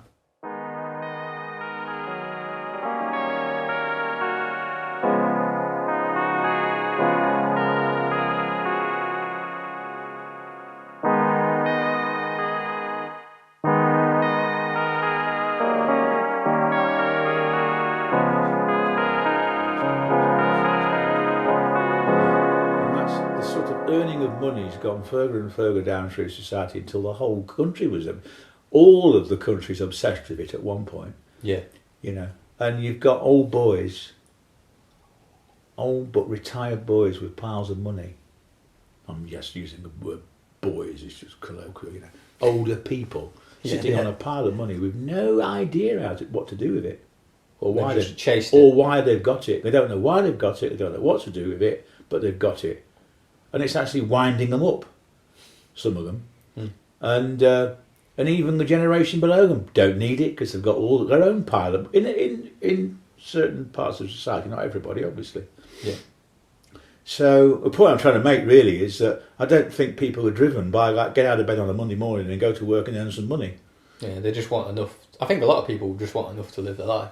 Yeah. And I suppose folks who in a sort of if their life is that their habitual situation is that I earn money and I earn lots of money and save it, then they don't see the wood for the trees, and they don't realise that they've got way more than they need to do what they want to do. I mean, I had a mental breakdown after your mother and I parted in 2002. Yeah. And had 4, 5, 6, 7 years even of just staring at the wall. Basically, did nothing, very little. But I did learn one or two things. Yeah. One is that if you spend too much time ruminating, as I would describe it, thinking about your own circumstances, you will eventually drive yourself nuts. Yeah. And you know, you become not really your true self because you overindulge in yourself. Yeah. 2 is that you need to get out amongst people because that's the cure, as I was saying earlier. And 3 is that you can be time rich and money poor, and it's just as good as being the other way around. It's just money rich and time poor. You know. They're both stressful. They're both stressful, really. But being time rich and money poor. And the purely practical thing I'm saying there is that if you're very time rich but money poor, you make better purchase decisions because you spend 3 months thinking about it instead of 3 minutes. Yeah. Because you got 3 months. Yeah. So you go, yeah, actually I solved that problem. Actually I never needed it. I didn't realise I didn't need it. I was desperate to own that. Yeah. 3 months ago or 3 weeks ago or whatever, and I thought about it and I've worked out I didn't need it at all. Or I found one at a third of the price that does the same job. Yeah. You know, good job. So I haven't spent the money, I didn't need to earn it, and I've had the time to think about it. Yeah. So job done. And I probably had, treading lightly on the planet in the process. Well, that's the thing for you, isn't it? Definitely. I think a lot of people I think that's more of an interest to people nowadays. The old, not destroying the planet as you're going. I think it's a bit of a story that people sort of go. I found a page the other day, and what this company was doing was they were making bottles for like detergent, laundry detergent and stuff. Yeah. And you can see low mould in them, basically. Well, no, you see them doing this in the supermarkets now. They're actually made out of 2 pieces of pressed cardboard. that are sealed. Yes. And someone had and I was interested straight away. I thought, oh, okay, what is this company doing? Yeah. And I'm not going to name them, and I can't even remember the names, so it doesn't matter. But I saw a comment on one of their posts of them joining together. The little like, it was almost like a little injection molding Two thing. formings. Yeah, like a pressing sort of thing. And it joined them, it glued them together basically, or attached them somehow. I didn't find out the answer, so I'd like to have another look. But someone had put a comment, how is it joined together? Is it glue? And they just went. The person who ran the page just went, "Oh, of course it's not. Of course it's not. What, are you stupid?" And didn't answer the question. Right. Okay. And I put a comment below that, and I said, "That's a pretty silly answer. Like, what is the actual answer?" Yeah. So obviously, I can only presume they are using glue. Well, they can use all sorts of ultrasonic welding. And, Yeah. But whatever they're doing, there's ways of bonding things in a manufacturing environment that just involve ultraviolet light. Yeah. Anyway, I thought that's a silly answer, and I was thinking, you're not fully behind the reason you're doing this. Then you're just seeing this as a gap in the market to be a sort of renewable product. Because if you were fully behind it, you'd explain that, and you'd say, and even if it was share wrong, the knowledge basically. Yeah, you'd explain it, and even if you were using glue, you'd say, we're using glue, but we don't want to do that. Yeah. Or whatever. Yeah. But it's just there's always going to be that, isn't there? Yeah. But yeah. I suppose it's No, we need science all the way down the line. I mean, I was reading something this morning that they've now found a way. I think it's an Italian company. They've found a way. They've found a solvent basically where they can turn polyester and epoxy resin, what they call thermoset materials. Thermoset materials are basically plastics that once you've combined the two components and the chemical reaction has taken place and they're cured, that's it. You've got to work with something hard. Whereas most plastics are thermoplastic and you can melt down the moulding, chew it up, melt it down and turn it into something else again. Okay. But thermosets are an older class, including the stuff we use in fiberglass, the polyester, which is a one-way process, combining it with fiberglass mat to make a structural part. And of course, they've got a big problem now. Although they say they may have solved it, as I say.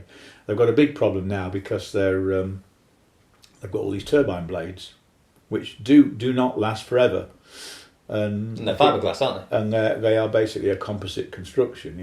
I think it's an epoxy, and it's a matrix of a material, woven material mixed with an epoxy and then cured to make it super strong and light. And that's how they make them. And there's tens of thousands of them out there, all in the process of going through their natural lives and want reprocessing. And they're big pieces. And up until now, they've had no means of doing it. But anyway, they've found a solvent that means they're going to be able to regrind. So it's going to become circular. They're going to be able to reprocess those for using this solvent and actually reuse the material in the next blade. Really? It's that good. That's going to get a material they can turn another blade out, a new blade out of an old one. So they're basically going to sort of deconstruct it. Yes. And use it as filling. They'll probably grind it up into sort of chips and then put it through a bath of this chemical that they've created, which will separate it all out. Yeah. Clever, isn't it? So that's, as I say, we have to progress. We can't live in a bloody cave. We do have to move forward, and the opportunities moving forward, going back to the energy thing, are endless. Things like that, isn't it? Yeah. It's ideas like that, isn't it? And putting the process in place. Yeah. Going and seeing the scientists and working. What were we talking about before? We were talking about something else before just now. Well, we were talking about sort of humanity as a whole, weren't we? Really? Were we? Oh, yeah. Kind of. I don't know. Oh, the money thing and the chasing the money. Yeah. Yeah. It's funny, isn't it? Because it's kind of earning the dollar. You feel like you've got to, don't you? In some ways, you must. I remember being out in America back in 78. I've got a mate through college I was sharing a house with who got relations in Dallas, and we spent a summer there. But of course, we had no money really to take with us, so fortunately, one of the guys that was out there, the uncle was working for another guy who ran the two uncles, in fact, were working for another guy who ran a sort of a garden projects and garden lighting and all sorts of exotic stuff that the Dallas residents wanted, setting up wiring condominiums and stuff like that. Yeah. And we were doing work with them, and we were on a roof one day, and This guy said, "Oh well, the eagle shits today." I thought, the eagle shits today. What They're does getting that money. mean? They're making money. Yeah. No, that's payday Yeah. because the eagle is on the dollar, so Yeah. they're earning the dollar basically. Yeah. Today's the day. Today's the day that the eagle shits. Was it just like the end of the month? I suppose it. Was it Back that job? in those days, it was weekly. You know, people got paid weekly. Yeah. We used to pay pyramid staff back in the 80s and the 90s even in cash weekly in an envelope. Yeah. Yeah. By going through a manual clock card. I remember Mum saying it was a nightmare because it was just a big job. I would spend, when we got to the end of it, before we finally gave in and went digital, so we didn't have to do all the ready reckoning because I mean, the old clock card was just a piece of card. You put it in the top of a machine in a slot, and the machine was basically a clock with a stamp attached to it, and it would stamp the time that you went in or you came out. And then, but that didn't record it in any way that you could then process it on a computer. It was just a number on a piece of card. Yeah. So you then got the privilege, or I did, of going through everybody's clock cards for the month. Well, for the week originally when it was weekly, but later on when we started paying them monthly, a month's worth of clock cards for about 20 people, sifting through and working out. Right, he came in at 8:14 and he left at 3:25. So how many hours and minutes is that? And you do that hundreds of times. Fuck's sake. And eventually you come up, well, he's done 117 hours, or he's done 170 hours, whatever it was, you know, and then you could pay them. You need the right person doing that, don't you? Yeah, so obviously it falls to you as the owner of the business. So I got to the point where it was taking an afternoon and most of an evening to do 1 month's work. Gemma's doing that now. Yeah, She really likes it. does she? Because it's detail. It's it's detail on a small level, on a minute level. You've got to go, right, this one's here. I'm organising that. That's how many hours they've done. Yeah, You've got to give those jobs to the right people. Because Yes. some people aren't wired for that. Well, you talk about detail. I mean, running a business, the expression is the devil's in the detail. And if you're not prepared to study the numbers, you'll never learn anything. No. Because it is in the numbers. What you've sold. When you start, and that's why I like a graph. Yeah. You know, because a graph turns numbers into something you can look at, which is visual, which certainly for me means a lot more. I mean, numbers in a column are understandable, obviously, but if you can compare a 1 year's worth of, you know, cash in hand at the bank with the previous year's cash in hand at the bank, or the 1 year's wage payments to the previous year's wage payments, then obviously if that in a graph form over the years, that makes a lot more sense. Yeah, that's it. We'll carry on this in a minute. Yeah, you're not the only one. I'm ready as well. Sad, isn't it? Toilet break, everybody. Form an orderly queue.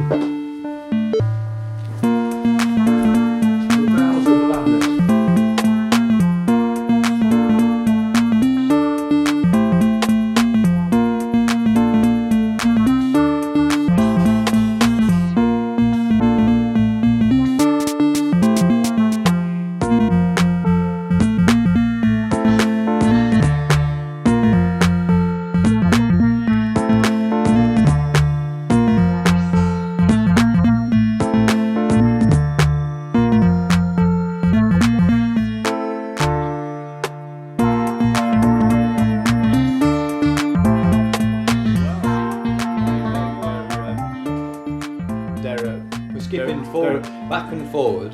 Yeah, We're probably gonna do a few of these. We're now talking about the era after the midlife crisis breakdown, whatever you want to call it, when there was a period of not knowing what to do, not wanting to do anything, after a marriage breakdown, and after really overworking and sort of it was a burnout. I suppose that's the other expression from Pyramid. Yeah, and we're now talking about sort of a reawakening in a new world, really. Eventually. Yeah. Becoming somebody different. Yeah. Because up to that point, up to the breakdown of that marriage in 2002, yeah, I was really only a cardboard cutout of I was only a replica yourself. of what I grew up as a child and what I understood as a child and what I'd gone through as a student. And this, I'm a professional, I'm a designer, and then going off and I want to work on my See own. if you understand. all See if you relate to this. I mean, you can obviously tell I watch a lot of podcasts. Listen to them. Yeah. Richard Osman, you know him. I know the name, yeah. Guy he's on Pointless. He's a really yes, tall of course bloke. he is. Yeah, of course. Yeah, what we can't be. Yeah, right. Yeah, yeah. He talked about on one of the podcasts he's done. He talks about how everyone's got a true north. Now I'm explaining this with my hands, but basically, Yeah, your true north straight up the centre of your body. yeah, right. And what happens to a lot of people is they tend to just veer off it at a weird angle, especially if they're younger. It's worse. All right. So they just continue to do that, and it's harder. Unknowingly. Yeah.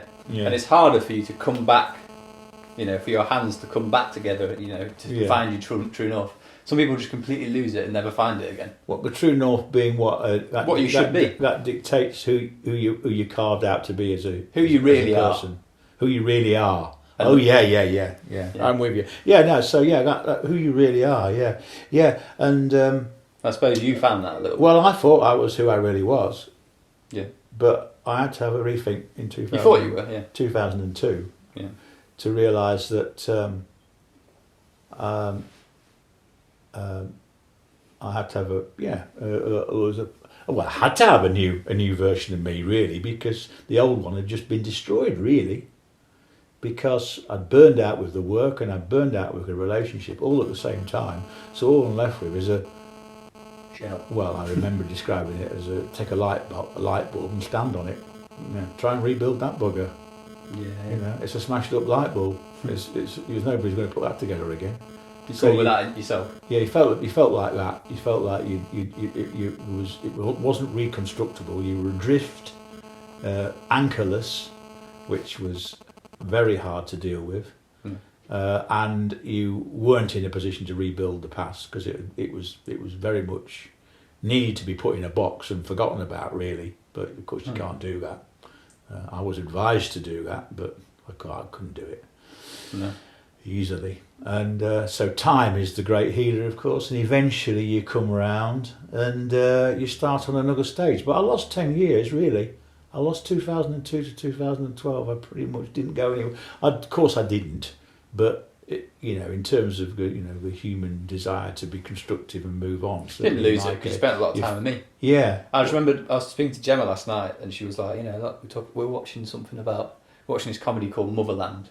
Oh yes, I do know it. Yeah. Yeah, and she was saying, a lot of people have to pay for childcare and all this sort of stuff. I said, Dad, my dad was just, what did you do? She said, I said, well, Dad was kind of with me through that stage. Yes. From when I was sort of 5 or 6 to when I was 15. Outside the school gates and whatever. Yeah, he used to do all that stuff. So yeah, it was automatic because there was nothing else to do, really. I wasn't capable, really, of doing much else, to be honest. And I enjoyed it, obviously. Yeah. Particularly the caravan sessions, because they were something else. Yeah. So you have to discover a new version, and of course I realised about myself that actually I'm a bit obsessive. Yeah. Obsessive about things, and I've been obsessive about work, about pyramid. Main reason I was obsessive about pyramid is because, as I said earlier, my father was very anti the whole process of me giving up a good stable job in the West Midlands in a world where I got a company car and expenses and all the rest of it. Yeah. He was very anti that, to the point where he was aggressive towards me about it. Yeah. Didn't actually beat me, but he came pretty bloody close. He was so angry that I'd spent all that time at college and messing about, and then got a good job finally with the expenses and the salary and the car, and then within 18 months, 2 years, lost interest in it and wanted to go bugger about in a yard in Gainsborough with bits of fiberglass, with nothing really and no prospect. As far as he was concerned, it was just ridiculous. So I had to prove him wrong, of course. And that was a requirement, to prove my own father wrong and that I was going to be a success doing this. So in order to do that, you give 110. This is how I see it. You give 110% to the project, in a job in hand, And that's fine. It's so that 110% is taking 10% out of you all the time. That's where that 10% is coming from. You can't have 110% of anything. No. It doesn't exist. So the 10% is being eroded from you as a person to make it happen. Yeah. And 16 years later, you've burned out. I'm not on my own. I'm not pretending to be anything special in that respect. People are doing it all around you. Yeah. Especially with small businesses, because you're carrying the can. You know, everything that goes wrong is ultimately your fault because it's your business. Yeah. You know, if somebody cocks up in the workforce, you're the manager. You're the one that employed them. You're the one that didn't manage them properly. You're the one that didn't train them. So they've cocked up. Whose fault is it? Yeah. You know, inevitably you end up blaming yourself for absolutely everything. Yeah. And so anyway, yes. So you rattle on, and so when you came out of your time away from Pyramid, what was it that got you onto the auction thing again? The auction thing. Well, this is where your past is instrumental, isn't it? Mm. I came from a farming background. Yeah. So farmers do auctions because that's how they basically sell their wares in a lot of cases. If you're rearing cattle, for instance, you know, rearing livestock, you've got to go to the auction and sell it. Mm. So, not that my father did much of that, but my grandfather, who I never knew, would have done a lot of that. Yeah. So it's sort of psychic. Yeah. I knew it was there. I knew it was there. I'd been to the occasional auction. I bought cars at auctions when I got no money as a student. So I knew that they existed and what they did. And then I'd been living in the caravan as a sort of semi-recluse in this period, the early noughties, out at the caravan site there at Lauterton, and on the golf course there. Yeah. And I started selling my stuff, basically. I got to this. I've never been very materialistic about owning stuff, so I didn't have a very great deal. But living in a caravan, it was in the way. Yeah. What such as I got it. So I started going to the local car boot sale at Torksey on a Wednesday and a Saturday. Yeah. And I had the double whammy of the excitement of getting 40 quid in my pocket because I sold a Volvo full of rubbish. Yeah. In the days of the old green Volvo. Yeah. Estate. Yeah. The V70 classic diesel. Lovely. Yeah, lovely that one. And so I had excitement of having scored a few quid off some people flogging them in a field, and also meeting people. And because I went to the same car boot nearly every week for some period of time, I got to know people, the same people, because they were nice people. They were random folks, you know, who of all the shapes and colours. Yeah. And then, of course, I ran out of things to sell because I'd pretty much got rid of everything I wanted to get rid of. Yeah. And so I thought, right, well, how am I going to get some more? Because I want to carry on doing these boots. It's a bit of pocket money. Yeah. Of course, I had the worst possible situation in terms of income, because people might think, well, how are you earning a living while you were doing nothing? Fact is, my own company was paying me to sit at home. Yeah. Because that's how I'd organised it. I'd put somebody else, a manager, in control of the business, Dave, and just walked away from it and said, by the way, I'd like X amount of money per year. Yeah, enough to live on and that. And that was not great, because to be paid to do nothing in your 40s is not a great thing. Sounds lovely, doesn't it? Just doss about and get paid, but no purpose. Bloody disaster. No really. Purpose. No meaning. It forced me not to take working life seriously and to just allow myself to ruminate, as I was saying, with excess time on my hands. I think it's a attraction to a lot of people because they haven't experienced it, isn't it? Yeah. I think about that sometimes. I think, I could quit Pyramid now and just do nothing. Yeah. Or I don't think that, but I think I could just do nothing. Periods of doing nothing are all right, which is why we don't do December and January for the auctions, because it's very nice to just go. It's like a reset. No, reset, exactly. And to contemplate things and think stuff over. Yeah. So anyway, I'd run out of stuff, so I went to Platten Lobley's, which is the auction house, or was until about 4 weeks ago, when they've shut after 60 years. But Platten Lobley's were operating in Gainsborough, and I was going there. Some real reprobates there. It was my first experience of auction goers in tooth and claw, as they say. All sorts of characters there, and they are characters. Yeah. And started buying just random boxfuls of stuff to sell. Like the cheapest things you could get. Whatever I thought was going to be saleable at a car boot sale. But they always put stuff in these fruit and vegetable tray boxes that the supermarkets get these shallow boxes, cardboard Yeah. boxes, and they, people put them in that because you can see what you're buying then. Yeah. And I bought one particular good buy was a pile of bicycle pumps. I got 2 lots of those over separate weeks, and people used to fly out because people had got kids' bikes and no pump. Yeah. So and then light bulbs and all sorts of stuff. I can't. So you found a little place in the. I found so I was an auction goer, and then I'm thinking because my business brain's functioning and it's still functioning despite the collapse of my engagement with Pyramid. Can't help it, can you? It's still in me, and I'm thinking. Actually, it would be better to be the auctioneer than somebody just buying boxes of rubbish. Yeah. It'd be a better idea just to be running one. And I bet it was nice to have a to start again, wasn't it? At something. yeah, of course. So with all your experience. Yeah. Well, that's it. You get these serial. I'm always quite envious of, not respectful or in awe of these serial entrepreneurs, as they call them, that are constantly coming up with the next thing, and they've got a track record of selling off businesses for millions, and they've got the lifestyle, but they're sort of still dipping into new opportunities. Yeah. It's quite impressive. Not many people can do that. It's a rarity. Yeah. I think I would be able to do it if I lived to be about 400 or something. I'd be all right. I get that. My momentum. I'm a slow burner, really. I understand that now. I understood it. I had to learn to understand it during those early college days when I was being a student for too long while my mates were all starting their professional careers, and I had to learn that unfortunately not everybody the same pace. has things coming to them at the same pace. No. In my world, it's a 20-year project to do anything. Yeah. And that is right. Life might not be long enough to do that many things, but They're not exclusive. That's just tough. If you're starting something from scratch and you're expecting it to mean anything, you've got 20 years to throw at it. Yeah. If you want it to be meaningful and do something. Unless you're just icing cakes for a living or something, But if you're trying to build something substantial, which is what you're interested in. From scratch with little or no money and just sort of generic growth as opposed to huge funding from venture capital or government. Yeah. If you're doing it with your own bat. Yeah. Or your own reserves, then you just got to be prepared to take a long time to do it, really. And Struggle learn for as a you while. go along. Learn as you go along. So the option opportunity, I saw that as an opportunity, and I mentioned it to Lisa. Lisa Long. Yeah, Matt's mum, Lisa and Arnie. Yeah. And just mentioned it. I don't know why. I would like to be an auctioneer. I think I'd have a go at that. It'd be good. Excited about it. I was quite excited about it, but I thought, how am I going to get into that?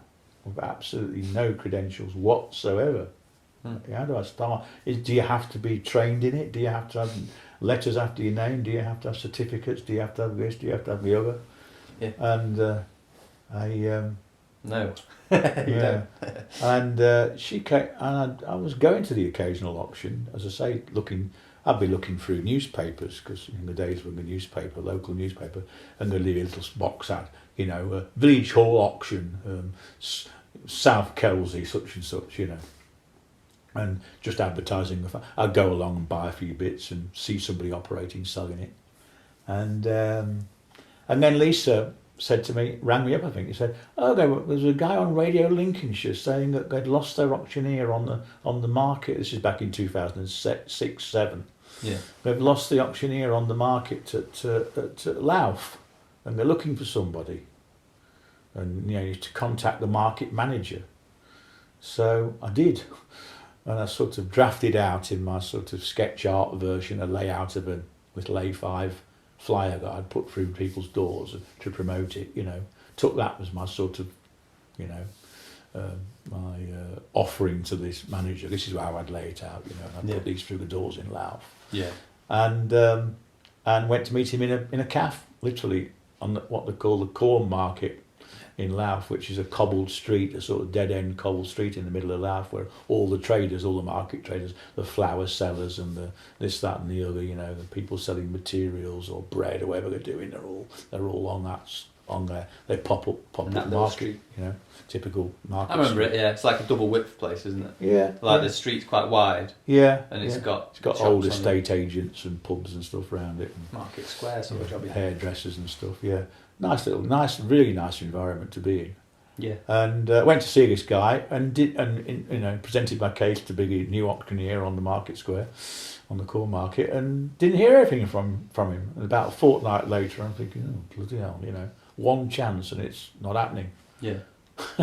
And then he rang me on a Monday night. Like, yeah, right. Can you start Wednesday? Oh bloody hell. Too busy to remember to Yeah, time. just basically, it was a one-off comment. Yeah, can you start Wednesday? And I've never done it. I've got nothing to sell, so I'm racing around buying stuff. You had to have your own stuff to sell. Put my own stuff in because nobody's going to bring anything on day one. And I'm up and running. I've got no leaflet out, so of course I had all the time in the world because I was doing nothing. Yeah. So I'm focusing fully on it. Mm.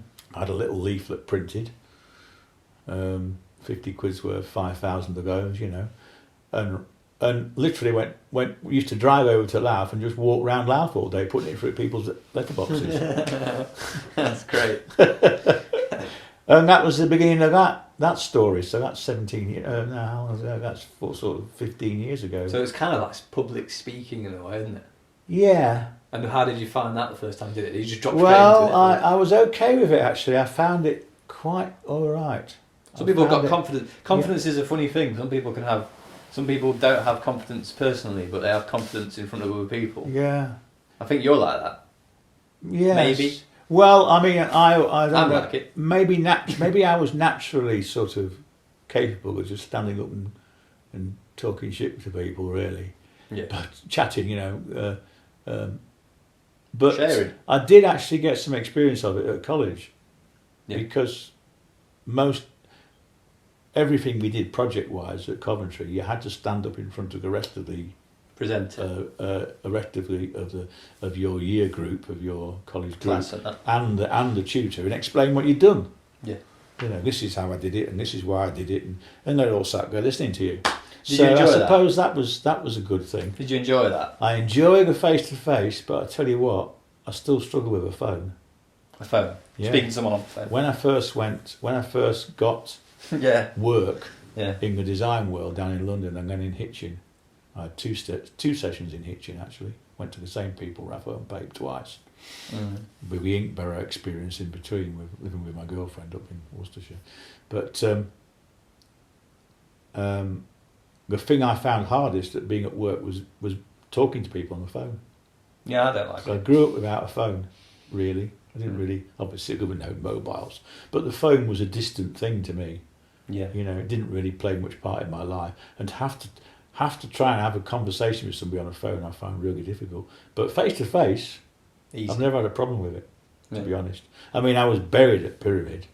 I mean, I say this to a lot of people, that comparing the time at Pyramid in a factory, in a workshop, where all the goods arrive as raw materials in a lorry and all the products leave the building in a lorry in boxes. Never leave, really. Why would they need to go into Gainsborough? No need to, yeah. Might want a sandwich, might walk down for a sandwich, but might need to go and see the bank or a solicitor or something, but generally no engagement with the town. Sorry? Only because you've got to. Only because I've got to. No interest no interest whatsoever in Gainsborough as a place. No engagement with it. To my detriment, obviously, I now understand. But at the time, I thought, why would I bother living here for me? I'm just making stuff and selling it to the wider world. Yeah. And didn't engage with the town at all. Whereas, so I knew nobody. After 16 years, I knew next to nobody. After 16 weeks at the auctions in Louth, I probably knew 10 times as many people as in Gainsborough. Because I'm walking around with a bloody handbell in the middle of town, so shaking it, ding, ding, doing the town cry a bit, Auction's on, 10 minutes, come and see what we've got, this sort of rubbish. Get stuck into folk. Yeah, and, oh, you're here again, are you? And, putting your head through the door at the butcher's and having a laugh, I liked it. Obviously, they're enjoying themselves, people in that, they're not stressed by some sort of high-powered business plan, strategic plan that they've got, or some new something they've got to. I don't know. Humans worry about something. I feel like people worry more about their family when they're like that. Yeah, it was. Whereas people who are interested in their work worry about their work. I think it's that small town. It's that small. I mean, Louth's known as the sort of capital of the Lincolnshire Wolds. Yeah. And it's got that charm that they sort of play on, really. You know, everybody's little independent shops, and they're all doing their thing, and they're all characters, and they all know each other, the Tinker Tailor and the Candlestick Maker, or whatever it is, you know, and they're all doing their own thing. And it's a world that they've got to, it's a microcosm that exists, and it's functional. Yeah. It would stifle a lot of people. Mm. A lot of people go, well, what? I think we'll retire to Louth, because that's quaint, isn't it? And then they go, hang on a minute. It's a long way from anywhere else, and it's a bit stifled. They'd be stifled by it because they're used to the sort of the wider world. You know, you sort of need to grow up in it and live in it to understand it. Yeah, yeah. And you can't just go there and expect to fit in and feel happy. And it's happy not. there. It's not some sort of wonderful Shangri-La existence. It actually goes back in time to the extent that it's still, to some extent, the landed gentry and the serfdom. Yeah, yeah. You know, a place like Louth has got a few rich people in it and a lot of quite poor people. Should we go walk around it sometime? Yeah, we ought to. Yeah, it'd be worth it. Well, take anyone who wants to come. Yeah. Have a go around it. Yeah, but it's a nice place to spend a I've day. only been there once with you, I think. Really? I think so. Yeah. I got offered a job there by the local auction house, because all these small market towns have auction houses going back years, you know, generations. I mean, tailors in Louth, they used to bring it. I think one of the family members used to bring bits to me to sell. Yeah. God knows why they bought it to me, because they got their own auction rooms, but presumably it was leftovers they couldn't find a bid for. Yeah. So it all goes round in a sort of circular way. Yeah. Gets spat out somewhere on the conveyor belt of second hand. And if Adam's listening, he'll really enjoy that. Yeah, well, it is. It's just, you know. Yeah, it's good. Yeah, it makes sense then. It's selling the same things backwards and forwards. Yeah. She offered me a job at Taylor's, just, you know, cataloguing stuff to start with. But I got a foot in the door in a proper auction house, but I turned it down because of you. Yeah. Because you were at home and you're only about 9 or 10 or something, and I said, no, I've got a kid at school over in Lincoln, I need to pick him up. No. So that was nice of me, wasn't it? Well, yeah, it was. Yeah. Well, yeah, you could have just set me off. But no, of course not. No, I mean, I thought, you know, I thought about it, but I thought, no, it's not practical, really. You know, if you were local, that's different, but we were living over here and the job was over there. So, and anyway, I was doing my own thing. That's really nice, though. Yeah, that's all right.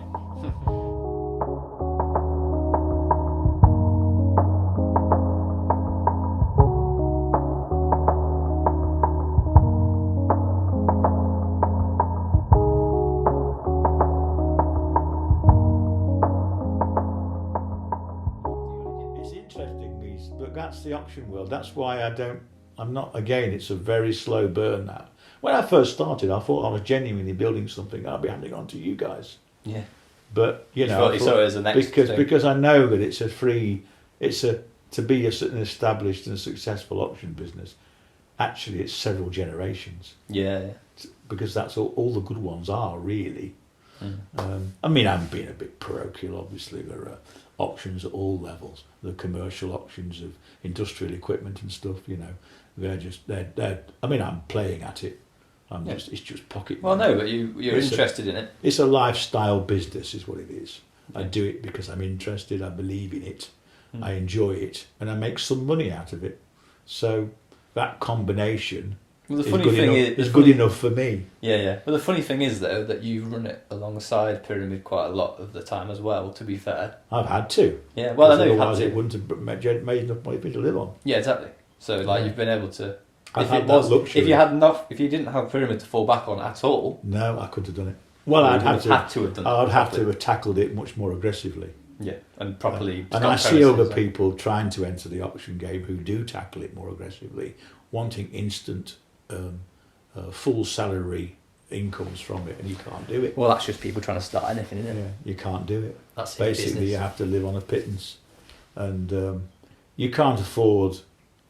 You know, I could talk about the auctions all afternoon quite comfortably. That's all right. Yeah. You can't afford to be anything other than completely trustworthy. Yeah, because that you build the whole thing on that, which is why. Because you're so the multi-generational thing works, because you become sort of ingrained in the community. And you do it only through trust. And auction houses get bad names for themselves And that's it. And it knackers them. Yeah, You know, they either don't grow. You've not got a worldwide audience, have you? You've got a local audience. Yeah, well, I'm not operating online, which of course. That's what I'm saying though. Yeah. What I'm saying is like it's not like a business like ours, Pyramid, where you sell stuff to people in fucking Israel. And no. You are literally dealing with blokes and women who I'm live a on the street. middleman. I'm a middleman for local traders. Yeah. People who are most of my regular customers are dealers of one sort or another. Even if they're only people who buy a box full of stuff to shove in a car and take to the local car boot sale on a Sunday, you know, and make a few shillings from it, basically. Most people are buying it to move it on. I'm not really dealing as much with end users in the local community as I'd like. No.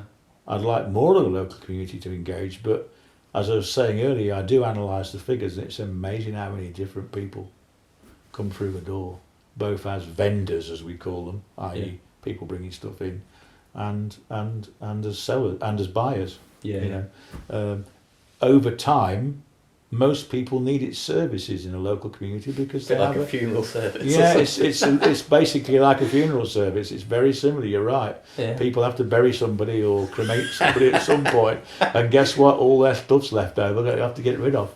I saw it in Sturton yesterday. Me and Gemma walked through Sturton, place we've moved to, and I don't really know if I should be broadcasting that, but anyway, walked through there and saw a house getting emptied. And obviously an old boy died or a woman died. Yeah. Just full of stuff. Full of stuff. Yeah. I mean, my worst nightmare, being sort of quite into it now and knowing the score and knowing the game, the worst nightmare is somebody ringing me up, and they usually just contact me out of the blue. It's Mrs. Wilson from Reefham. My aunt died and we're clearing the house. Oh, yes, that's nice. Yeah, that's good, yeah. Well, I should be able to help you with that. Yeah, we've had a skipping and got rid of all... Oh, you have you? You've had a skipping and got rid of all the rubbish. Yeah, that's gone. Just got the furniture and stuff left now. Come and have a look at it. Oh, God. Because the good stuff's in the skip. Yeah, smashed it. The stuff that they don't realise is worth money. Yeah. Is in the skip. And obviously, I want it to be worth money. I've got to find somebody to buy it. What's an example of something then, like, or something you can think of where you thought, bloody hell, I've seen it in the bottom of the skip and it's broken, or... Yeah. It'll be a piece of furniture, an Edwardian chair that would have restored beautifully. Yeah. Or it'll be an old 70s Commodore game console. Smashed up in the bottom, and they just see it as a game console. It's just that's an old thing, and some of the kids used to play with. Chuck that rare as hell. Yeah. And meanwhile they've got all the wardrobes and stuff inside which you can't do anything with, and the beds and stuff which are worthless. Just a trip to the tip, in generally. I mean, I like the circular economy. Obviously, I think the circular economy makes a lot of sense because in terms of our green credentials, the most important thing to do is stop wasting. Use what you've got. We've turned into a wasteful society. I talk about it on my flyers, actually. I sort of rant on the flyer about that.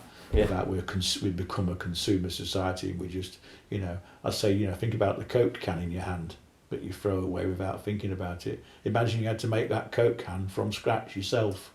Couldn't do it. You've got no chance, have you? You need all that time that the company's spent developing the way to do it. Just so that you can throw it away without a thought, But obviously we're more and more recycling orientated, but just the lack, it's like people with electric cars, isn't it? Oh, the electric car's going to save the planet. Well, of course it isn't.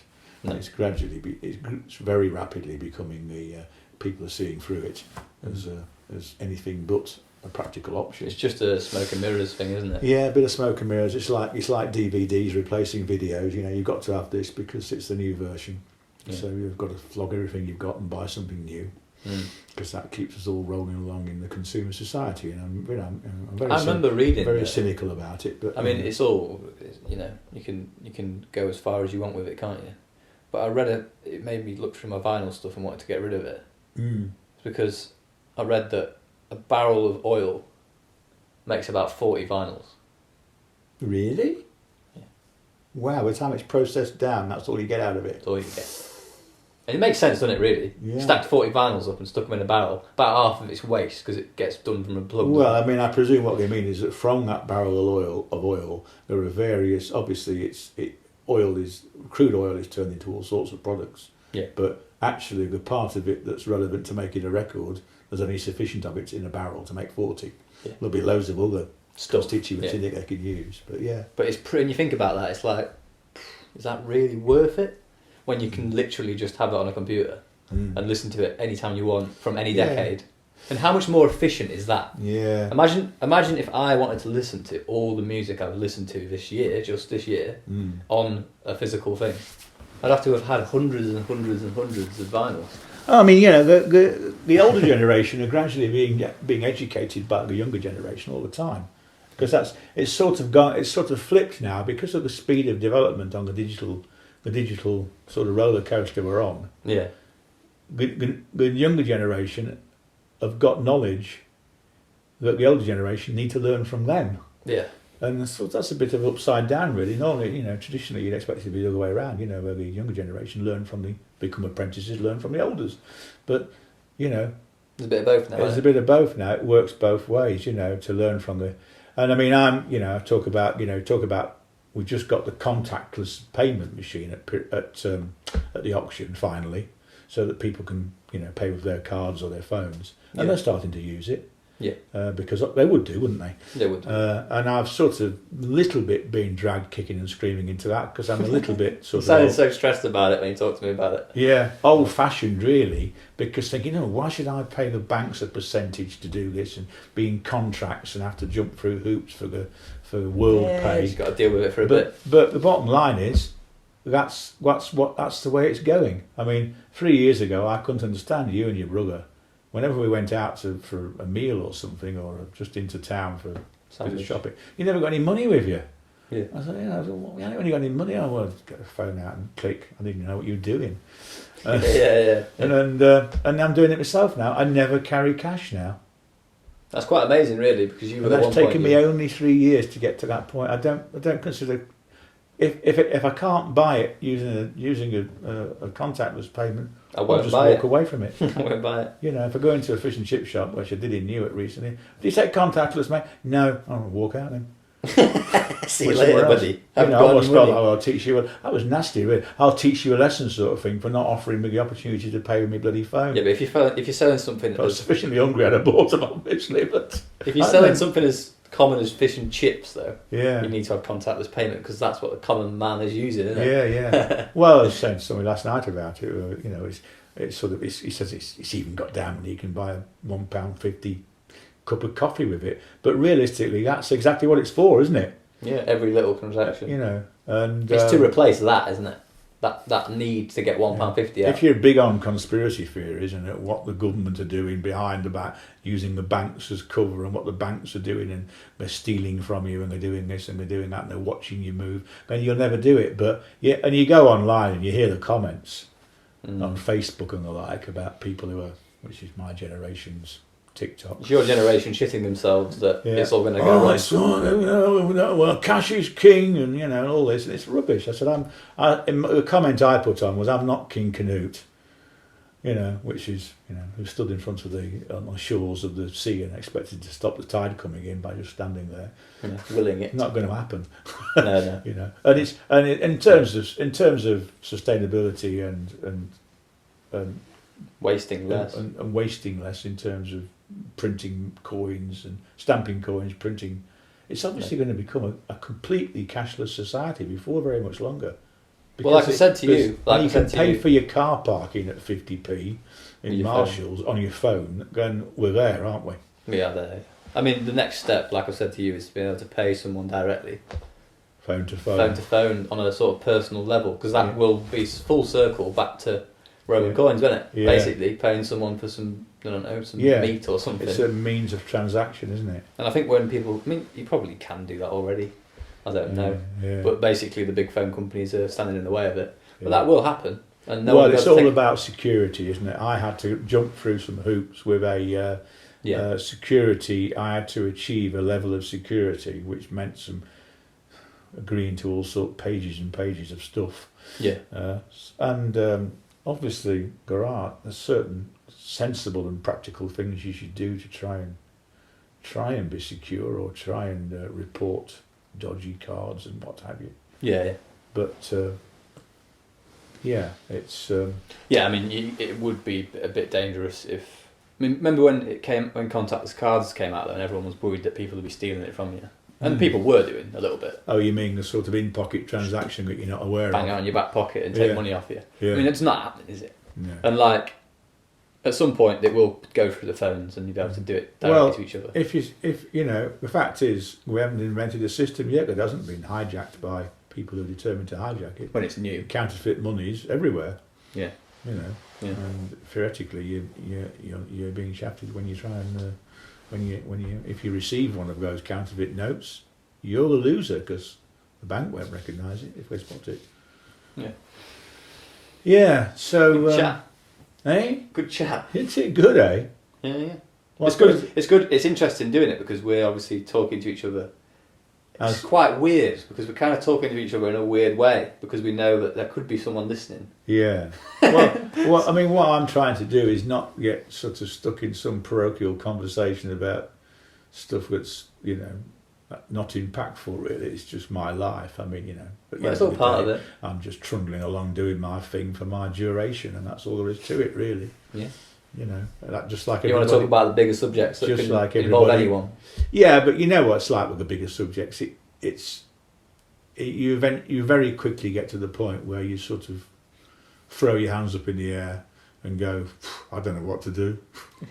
You know, I actually believe though my thoughts recently are that we need to start walking the talk. Yeah. Particularly on the environmental issue. There's far too many people. I've been doing a lot of research related to this geothermal drilling thing. Yeah.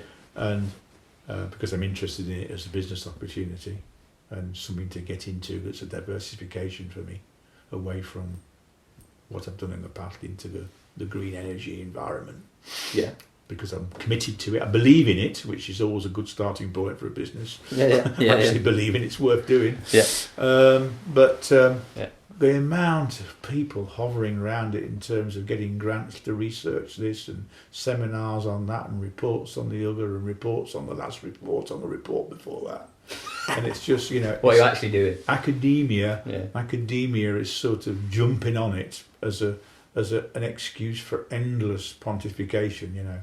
And I shouldn't be hostile to that because obviously it's part of it. They're complex subjects. It's part of it. Very complex science in some cases, which requires an awful lot of brain power and some serious intellect. Good because science, you know, society is working its way into it, and the people who start talking about it are the people who talk. Yeah. They start talking about the possibility of it. And I suppose the rest of us who are wanting to do some small, and I think that whatever you do, a small practical thing is all you can do. Just if you're going to do something practical, it will be on a small scale, and it can just be a domestic thing, or it can be a small commercial enterprise. It can be. I've had various ideas on things that might make a business. I'm still having various ideas. I don't know that I've particularly tuned it right down to what I want to do yet. But it's a fascinating subject because it's so broad. It's unbelievable. Yeah. And of course, going back to my days of education and being in full-time education, I was sick to death of being at college by the time I was 24. Yeah. Sick to death of not having an income. Where mates were sort of roaring off on their careers, and I'm still buggering about. So I was fed up with education to the point where I didn't go anywhere near it for years and years and years. Yeah. I just got on with being a worker, a manager, a business owner, or whatever I was. You know, I just got on with doing that. Yeah. I didn't educate myself in CAD. No. On the design side, I was too busy running a business. You know. Easy to do though. Spinning the plates, as I called it. That's what it was. That was the relentlessness of it. There were so many plates that you had to keep spinning that you never stopped spinning them. That grinds you down. Especially when you can never do anything properly because the list is too long. Yeah, I think I've spoken to you about this. Yeah, I've learnt that this year. It's one of my main objectives is to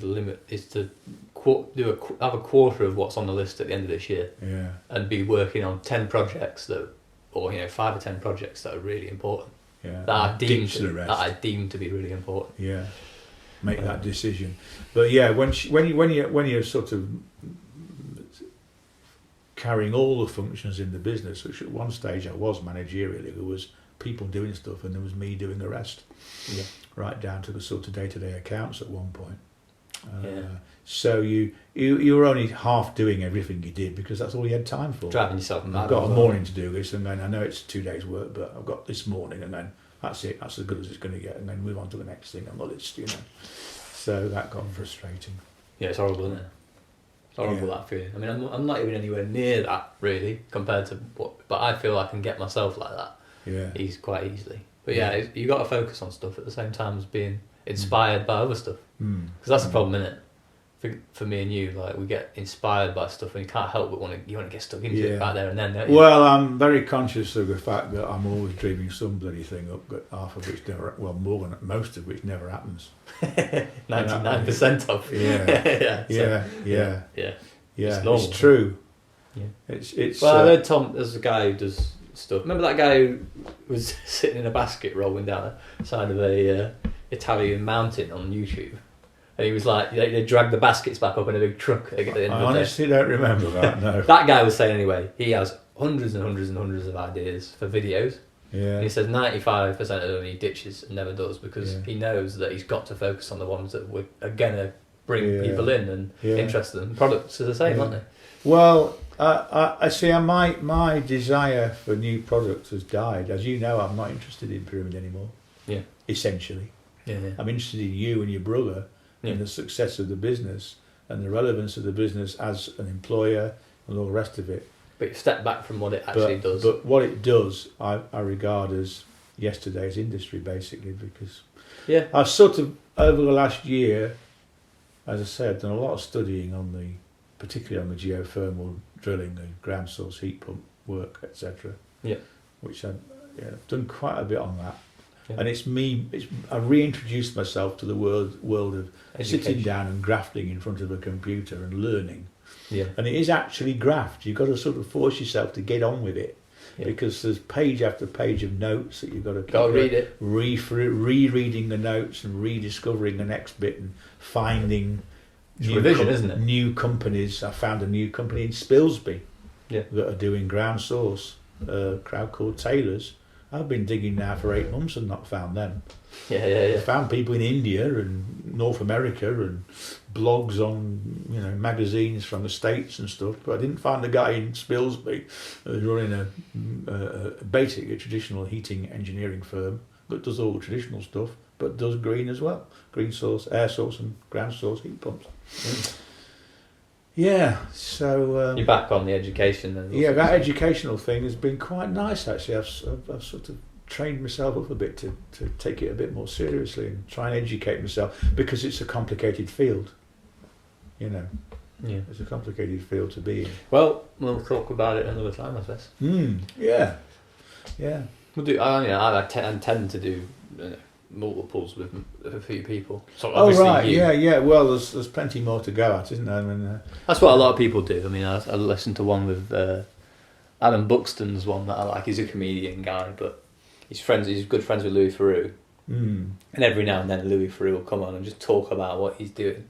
And they're friends from childhood. So like it's a lot of pissing about and chatting shit and talking rubbish. Well, that's when you understand somebody face to face. I mean, you've had that experience of talking to Ray. Yeah. Your first attempt. Yeah. Somebody with a huge background himself. Yeah. That you could kind of carry on talking to him for endless. Yeah. And but it's much harder to get into the psyche of the person because you don't know them well enough. Yeah. I didn't know how to. I wanted to. I think you could hear that in there. I wanted to a couple of times. You wanted to engage with him, but you weren't sufficiently knowledgeable about what he was talking about. That was the problem. You were having to say, yes, I understand what you're talking about when you'd no idea. Yeah, exactly. Yeah. That was obvious, really. Yeah. But I think one thing I've got to learn you weren't able to, the Delta series, 68, the drop goes in the link. You had no knowledge, you see, so you couldn't throw something at him. I think what I've got to learn to do... that's right, mate. Yeah. You couldn't do that because you didn't know anything. I want to be able to appear... I said it to you, James, and Adam the other day when we went for Wetherspoons. I want to appear to be stupid, almost more than I am. so that they can tell me on this sort of basic level. Education. So it's basically a lecture to educate. Yeah. Well, I treat me like I know nothing. I looked at it from that point of view, and I thought, well, it's an opportunity for the interviewee to get things off their chest and think about their own lives. Actually, yeah. If you get to that level, especially if it's a multiple thing, yeah. But it's also a big opportunity for you to learn.